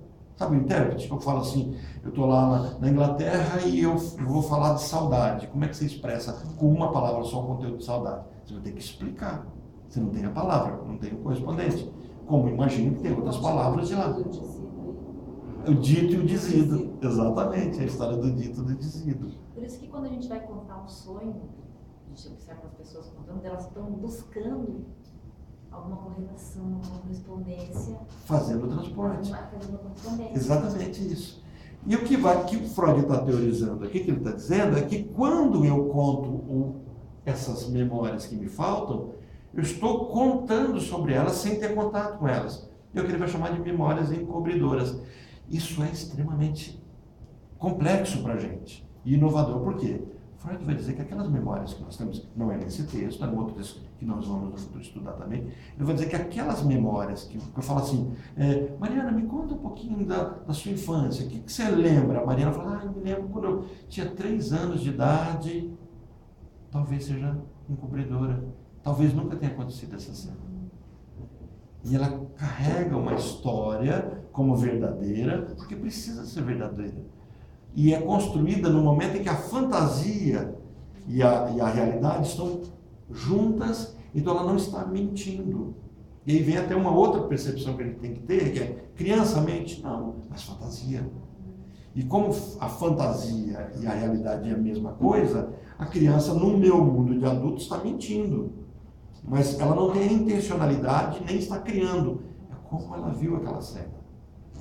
Então é por isso que é extremamente complicado. Esse é o nosso alarmezinho das 10, aí eu tenho que atualizar ele para as 10. Então, como a gente não vê essa realidade da criança, a gente vê a nossa realidade, a gente interpreta que então ela está contando a verdade. Em que contexto é a verdade? Entenderam? Então, o processo analítico não busca conteúdo de verdade. Eu não busco aferir. Espera um pouquinho, o que você está me dizendo não tem coerência. Não precisa ter coerência. Ele está contando algo que eu preciso ouvir. Então, talvez a gente escute histórias completamente incoerentes. E a gente não tem que pontuar, percebe que não tem incoerência sobre isso. Eu tenho que entender porque aquela incoerência está vindo. Aí volta aquilo que a Márcia falou. Eu preciso pontuar para o meu paciente essa incoerência só se for útil para ele. Porque talvez ele ainda precise dessa incoerência. Porque ele vai chegar um momento que ele mesmo fala assim, Eu já sabia de tudo isso.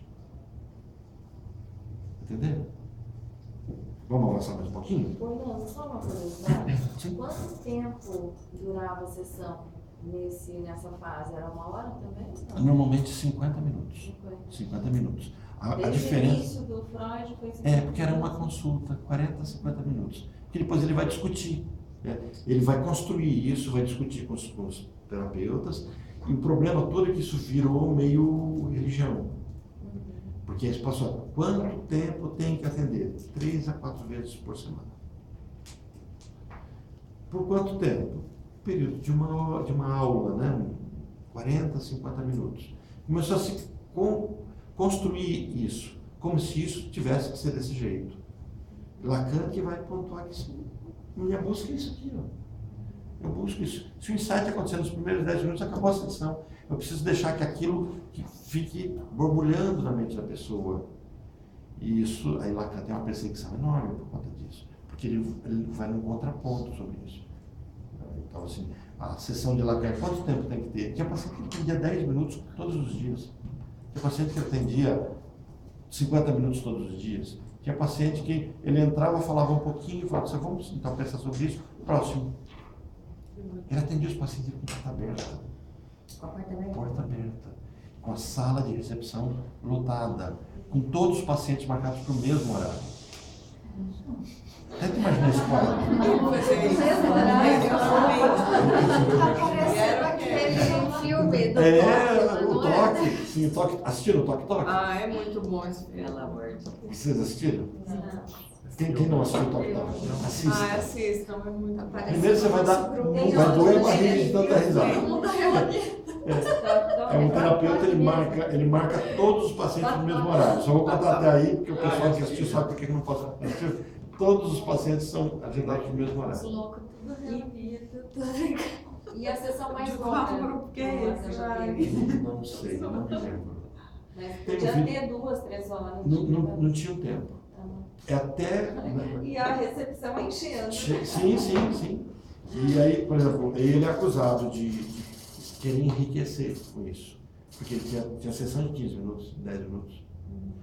Então ele dizia assim, porque ela quer ficar rico. E aí vem as pessoas depois e falam, não, o preço, quanto ele cobrava, ele não tinha um valor. Então muitas vezes a pessoa ia lá, bem vestida, ele cobrava uma fortuna da pessoa. Tem um caso, a pessoa conta, né, que ela terminou de fazer a sessão e aí assim, doutor, quanto é o valor? E ele deu o valor e ela... Eu não vim preparada para isso, eu não tenho isso na bolsa. Ele falou, quanto você tem na bolsa? Ela disse, tanto, que era muito dinheiro. Ok, então a sua sessão é isso. E a pessoa pega tudo que ela tem e paga e volta. Né? E aí ele fala, nossa, esse cara quer ficar rico. Aí vem o outro e fala assim, eu não tinha como pagar ele. E eu ia para a sessão. Ele me atendia.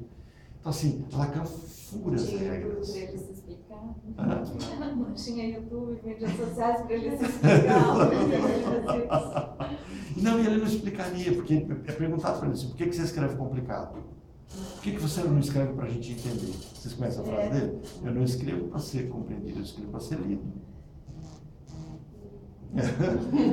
É você que vai, ao ler, vai ter que fazer um nozinho no cérebro e entender o seu jeito. Né? Vamos lá mais um pouquinho? Tem aquele o filósofo dos filhos do Bolsonaro, como é que chama, Olavo de Carvalho? Ele fala que Lacan era um louco, um doido, né? Escrevia para não entender. Você escuta o Olavo de Carvalho, nunca na vida você vai querer ler Lacan, né? E assim, porque ele não fez análise com Lacan, ele não entendeu o lacanês, né? A beleza, a poesia que tem de você inventar palavras, o neologismo, porque ele trabalha com questão do inconsciente. Né? Lacan é um gênio, então a gente tem que tirar o chapéu. Freud é um gênio, Jung é um gênio, Adler é um E gênio. cada um vive um aspecto, né? Então, o legal é ver a contribuição de todos eles, Sim. né? Não é uma coisa só. Está trabalhando com um ser tão complexo, né, que é o ser humano, essa formação do inconsciente. Ele agrega muito, né? Só que o que Lacan bagunça, ele bagunça com essa estabilidade que a psicanálise tinha. O grande problema que a estabilidade que a psicanálise trouxe matou ela. Uma rotina, um método contínuo, uma asepsia. Então isso que trouxe... As primeiras análises eram feitas onde Freud ia para a casa da pessoa, trabalhava com a pessoa num divã, deitada, a pessoa está acamada. ia ali, conversava com ela, hipnotizava ela. A hipnose muitas vezes era melhor ser feita deitada no divã do que de pé, que podia cair. Então há uma construção acontecendo, um método, né? Freud contava piada de judeu, ele era judeu, então ele era politicamente incorreto, fazia xistes. Então assim, Freud falava de sexualidade para pessoas que não queriam falar de sexualidade, mas não falava de algo que era sujo na sexualidade. Freud se incomodava com sociedades que, por exemplo, traziam conteúdo como, por exemplo, é melhor morrer do que ser impotente. E ele falou, como é que alguém pode querer morrer a ser impotente? E aí, sabe, ele começa a teorizar sobre isso. Você começa a perceber que aquele homem tão sisudo era um comediante. Vamos avançar mais um pouquinho nas coisas. Os textos de Freud são gostosos de serem lidos, viu, gente? Vocês vão perceber, o texto de Lacan é pesado. O texto de Jung é bem denso. O de Freud não, ele é muito didático, ele é repetitivo.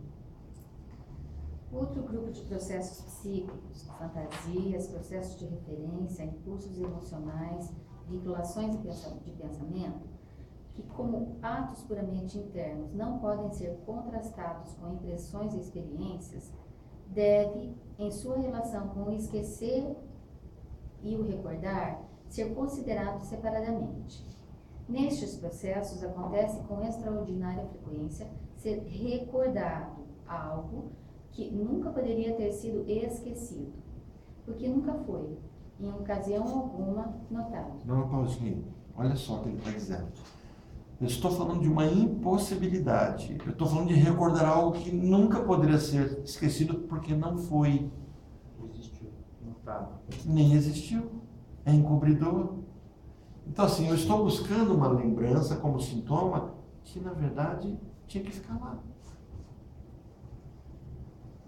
Vamos trazer isso para o nosso contexto? Eu vou no médico e falo assim, doutor, eu não estou conseguindo dormir.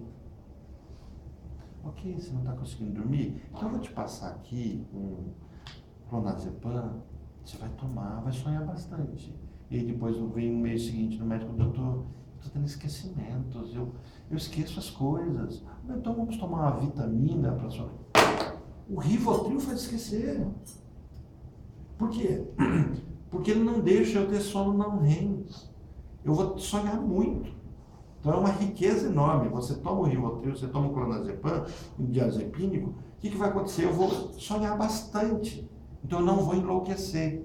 Mas eu não vou lembrar das coisas, porque eu não estou permitindo que o meu cérebro guarde as memórias. Eu não estou criando esse momento. Eu vou ter muito sono REM, aquele que os olhos ficam mexendo, e aí eu vou sonhar bastante. Mas eu não vou ter sono não REM, que é exatamente o momento em que o meu cérebro começa a jogar fora o lixo e arquivar as memórias onde elas têm que ficar. Então eu vou esquecer. Entenderam? O que o médico está fazendo? O médico está esquecendo que eu sou uma mente e está só lembrando que eu sou um corpo. Nós estamos falando de século XXI, 2019. Algo que Freud está percebendo no século XX, comecinho do século XX. Ele está percebendo que as lembranças encobridoras precisam ficar ali quietinhas. Eu não preciso mexer com elas. Eu preciso falar sobre idiotice. Tem que ter uma atenção flutuante. Eu não preciso mais recordar. Esse é o primeiro momento da psicanálise. Eu preciso agora fazer outro. Porque quando ele fazer o conceito recordar e repetir, ele vai colocar um contraste. Que eu repito com os meus atos, neurose. E aí, quando eu recordo, eu não preciso repetir. E eu vou dizer, não, eu tenho que seguir um caminho diferente. Posso avançar? Vocês querem faltar alguma coisa? Vamos lá? Nunca foi consciente.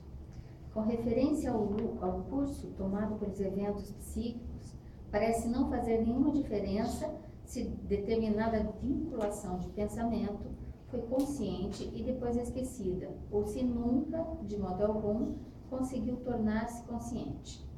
A convicção que o paciente alcança no decurso de sua análise é inteiramente independente desse tipo de lembrança. Entenderam? A análise não está vinculada a isso. E muitos terapeutas vão fazer esse vínculo que eu preciso me lembrar. Aí você chega, por exemplo, eu proporcionei para o grupo, os grupos anteriores, que a gente fizesse curso de hipnose. Por quê? Primeiro, é uma experiência muito boa. Segundo, quebra um mito.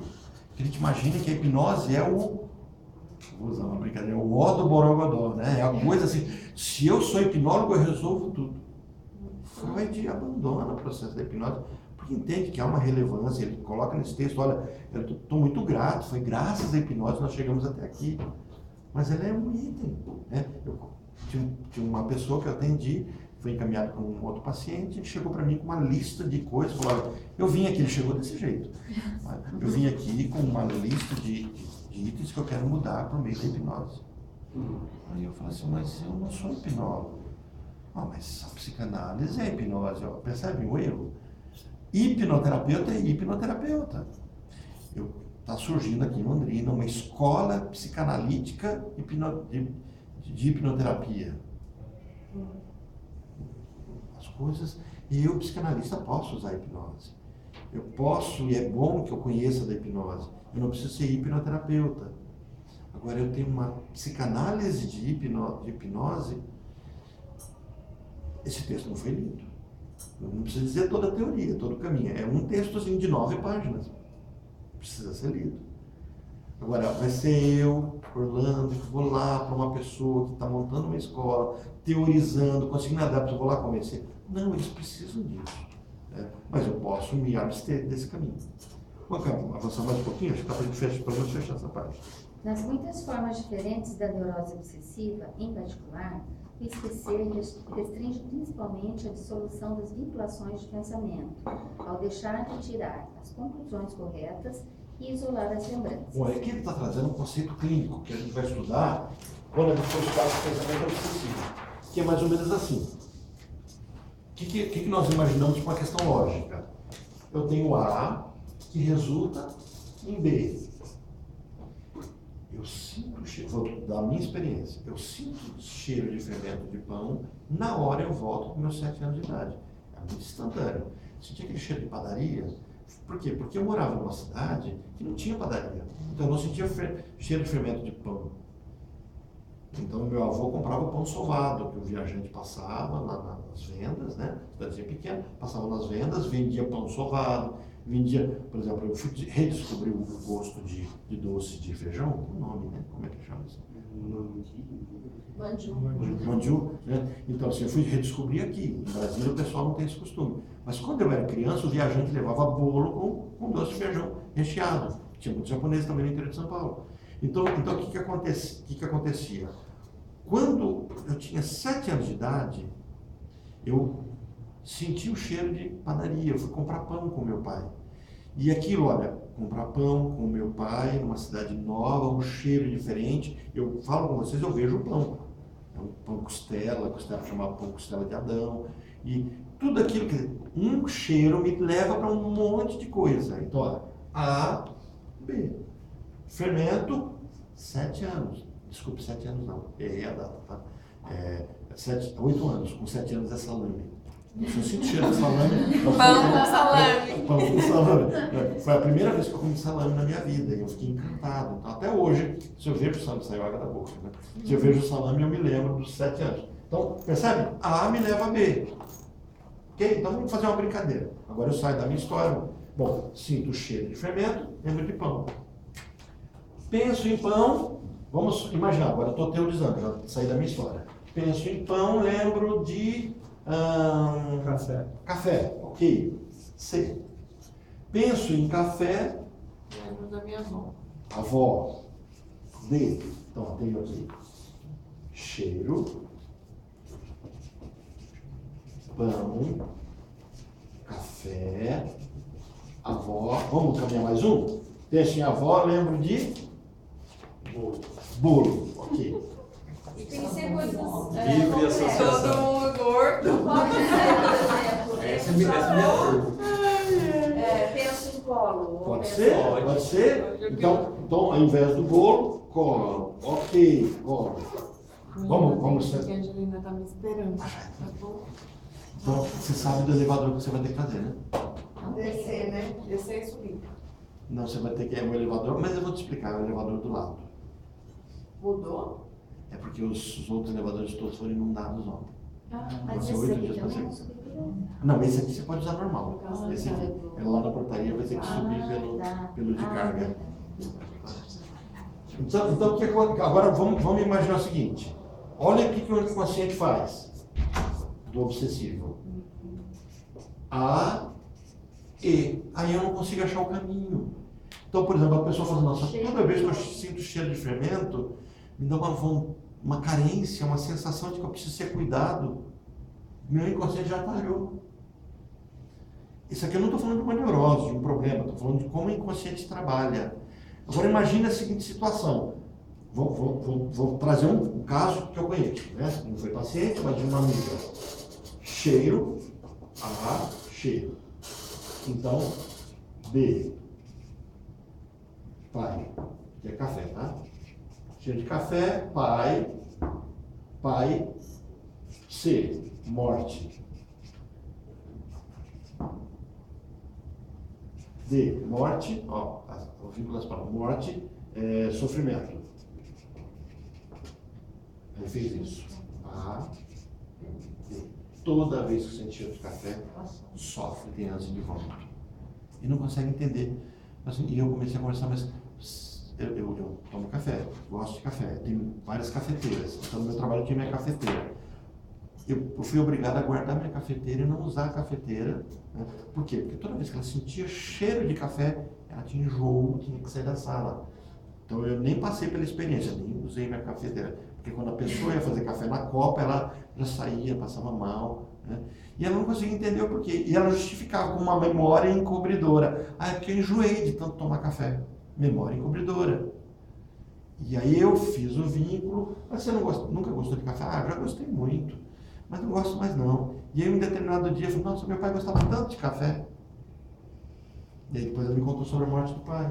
Então eu percebi que estava acontecendo um fenômeno neurótico do obsessivo. É isso que o Freud está dizendo. Ó, nas muitas formas diferentes de neurose obsessiva em particular, o esquecer restringe-se principalmente à dissolução das vinculações. Começa a se apagar. Então, quando eu busco uma memória, eu talvez não tenha memória, eu tenho um encadeamento de memória. Eu tenho um conto de fada para ilustrar isso aqui. O Joãozinho, o pai dele leva ele para o mato, lembra? O Joãozinho escutou que o pai vai deixar ele lá no meio da floresta. O que o Joãozinho faz? Não, ele pega pedrinhas. E aí ele vai marcando, vai derramando as pedrinhas no meio do caminho. Não é isso? E aí ele volta. No outro dia, o pai leva ele e não deu tempo de pegar pedrinhas. O que ele faz? Joga pães, pedaços de pão. O que aconteceu? Passarinhos comeram, então ele não consegue voltar para casa. O obsessivo é o Joãozinho que teve que jogar pão e os passarinhos comeram o caminho. Então eu tenho A, tenho B, tenho C, tenho D, tenho E. O passarinho comeu tudo isso aqui. Então eu tenho A, isso aqui passou a ser B. Na verdade A é igual a E. Eu não consigo achar o caminho de volta para casa. Então se você vai para o obsessivo, o histérico não. O histérico você tem A, B, C, D, E. Então basta você voltar. O obsessivo não. Por isso que trabalhar com o obsessivo é reconstrução hipotética. É por isso que você vai precisar da empatia e é por isso que você vai precisar da contra-transferência para montar uma história para o seu paciente. Então você constrói um caso. Freud trabalhou com um caso chamado O Homem dos Lobos, que ele tem um pedacinho do sonho e um pedacinho da história. Ele constrói o sonho inteiro e ele constrói uma história inteira. Sabe aquele trabalho do antropólogo que pegou lá o crânio da Luzia, lá da Lagoa Santa, e reconstruiu e montou uma história para ela? Ou que eles pegam um osso do dinossauro e teorizam como é que aquele dinossauro morreu? Tem um programa da Discovery que faz essas... pega um pedaço do osso e fala, como é que montou uma história todinha, como é que o bicho morreu, estava comendo outro bicho, né? Aquela história não precisa ter acontecido, você supõe que mais ou menos aquilo aconteceu. O processo da análise é um processo de criação, por isso que é de idiotice. Então você talvez nunca conte para o seu paciente que você teorizou sobre a história dele, mas para você ajudá-lo a entender por que isso chegou aqui, você teoriza. Essa minha amiga, que eu teorizo que o café lembra o pai por conta disso, talvez nem seja assim. Talvez tenha outras variáveis que surgiram. Mas eu tive que teorizar para entender por que uma pessoa que gosta de café, que de repente não gosta mais e passa mal. Passa mal de ter enjoo, enxaqueca, né? E aí quando você vai falar do pai, o fenômeno é o mesmo. Ela tem enjoo, enxaqueca, só que ela não faz o vínculo. há uma memória encobridora. Entenderam o caminho? Dá para a gente avançar pelo menos no último parágrafo? Há um tipo essencial de experiências da máxima importância para a qual lembrança alguma, via de regra, pode ser recuperada. Trata-se de experiências que ocorreram em infância muito remota e não foram compreendidas na ocasião, mas que subsequentemente foram compreendidas e interpretadas. Obtém-se conhecimento delas através de sonhos e é-se obrigado a acreditar neles com base nas provas mais convincentes fornecidas pela estrutura da neurose. Ademais, podemos certificar-nos de que o paciente, após suas existências haverem sido superadas, não mais invoca a ausência de qualquer lembrança delas, qualquer sensação de familiaridade com elas, como fundamento para recusar-se a aceitá-las.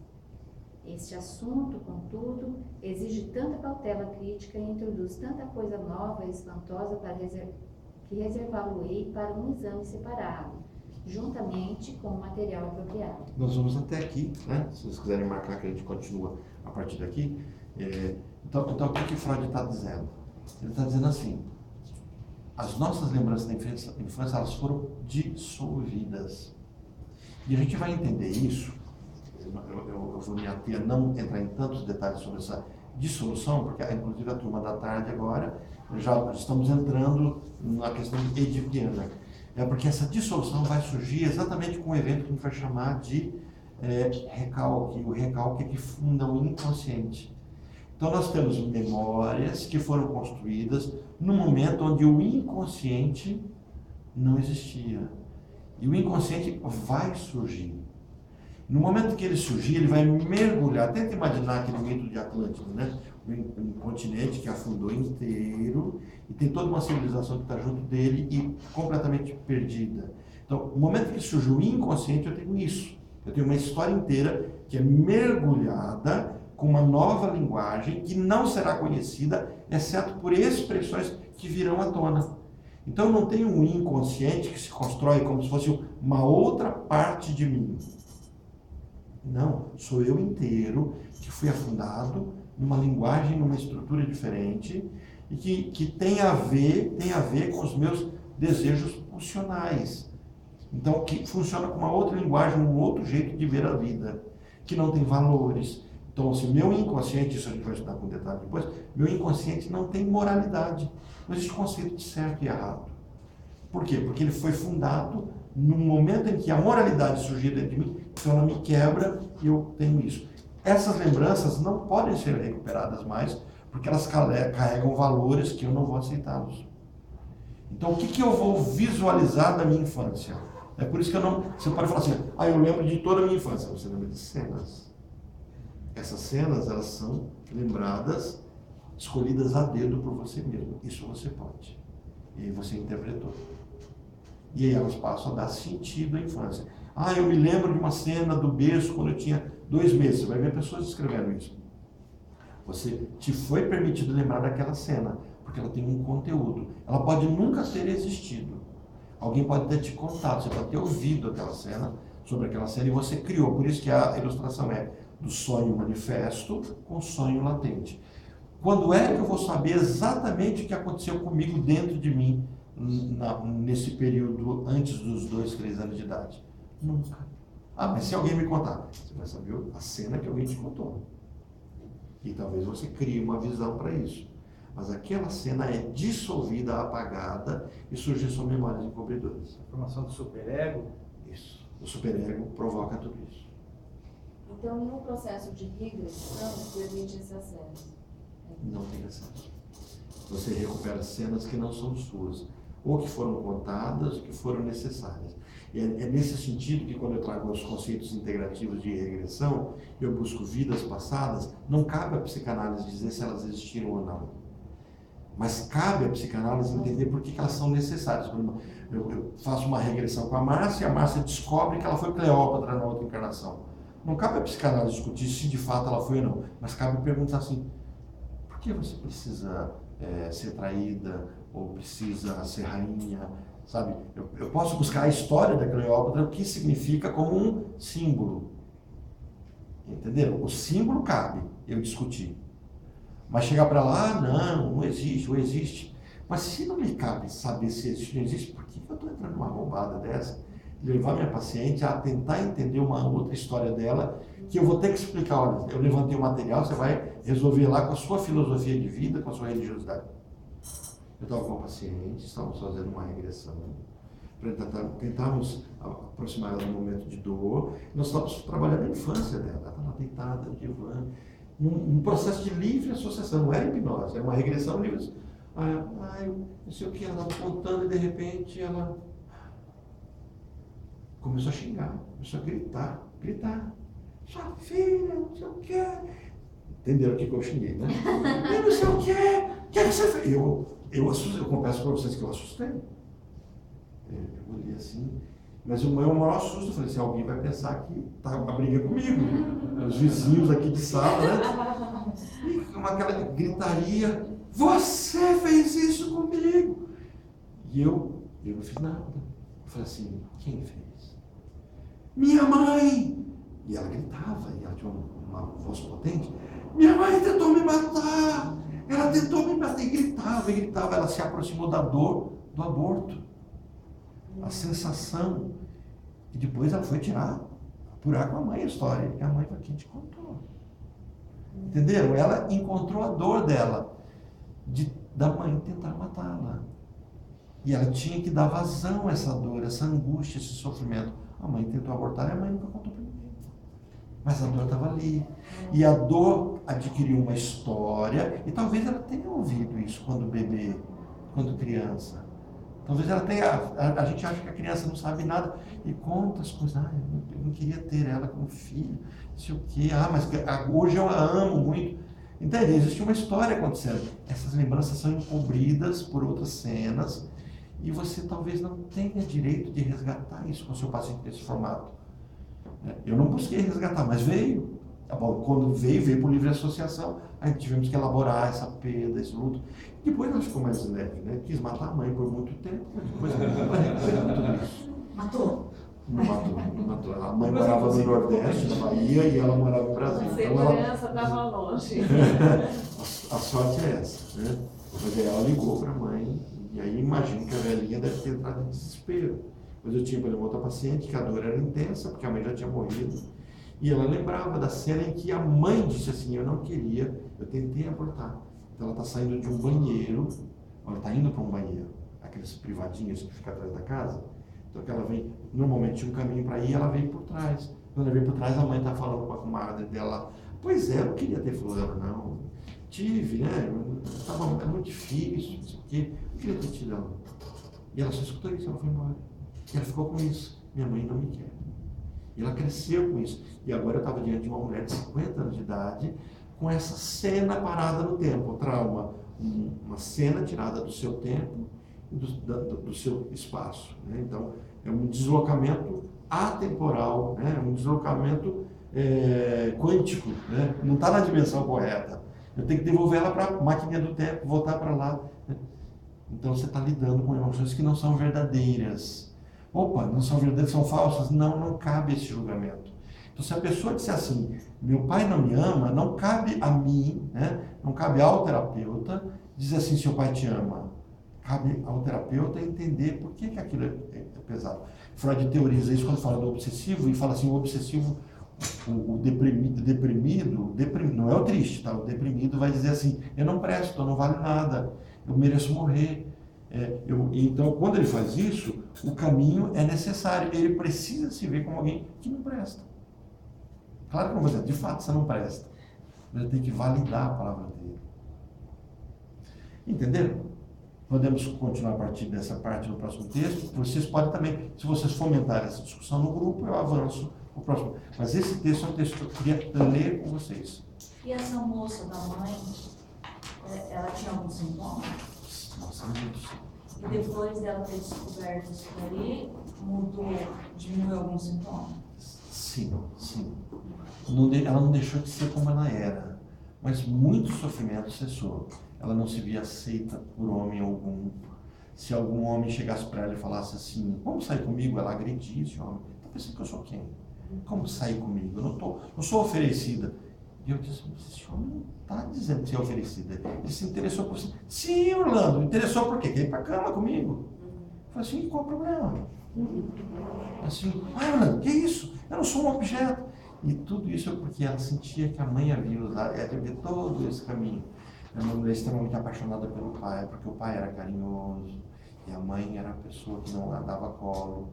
Os sonhos com água eram constantes, né? Com água, bebê sendo tirado dessa água, desse lamaçal, era muito constante. E o sofrimento intenso. Quando a mãe morreu, ela queria chorar e não dava conta de chorar. E aí um dia eu já estava aqui em Brasília, ela liga para mim, ela foi um caso que eu atendi por telefone por muito tempo, porque a gente continuou a terapia dela por telefone. Não era por WhatsApp, né? Eu seria por WhatsApp. E aí ela me liga um dia e diz assim, Orlando, eu consegui chorar. Então, ela chora a perda da mãe, ela tem lágrimas, né? Então tudo isso vai dissolvendo. O mal-estar continua existindo? Alguns hábitos? Sim, continuavam, porque o sintoma cria um jeito de ser. E esse jeito de ser, a pessoa está livre para continuar sendo daquele jeito. Mas mudou a vida dela com certeza. Aí o sintoma, não precisamos tratar o sintoma cessa. Ok? Só uma curiosidade, alguém lá no grupo conhece alguns posts sobre emagrecimento? Vai ser amanhã, né? Dia 29. Tá, não. Vai ter um grupo que é a Ana Clara que vai trazer uma discussão, porque a Ana Clara é educadora física, ela trabalha como coach de saúde nessa parte, foi fisiculturista por um bom tempo, engordou também por conta disso, emagreceu, teve toda essa história, e a especialização dela é sobre isso. Aí quando ela faz o processo da formação clínica dela, ela trabalha isso, então ela vai trazer conteúdo sobre isso, emagrecimento. É bem interessante. Ela é um caso interessante que você poderia levar para a luminária, para apresentar para o pessoal. Porque ela vai por esse caminho. Ela vai estar hoje, não vai estar hoje à noite, mas amanhã ela está aqui. Acho que é um evento que ela vai fazer gratuito, né? De acolhimento de pessoas. Legal. Tchau, pessoal, que eu tenho. Muito obrigado. Até semana que vem.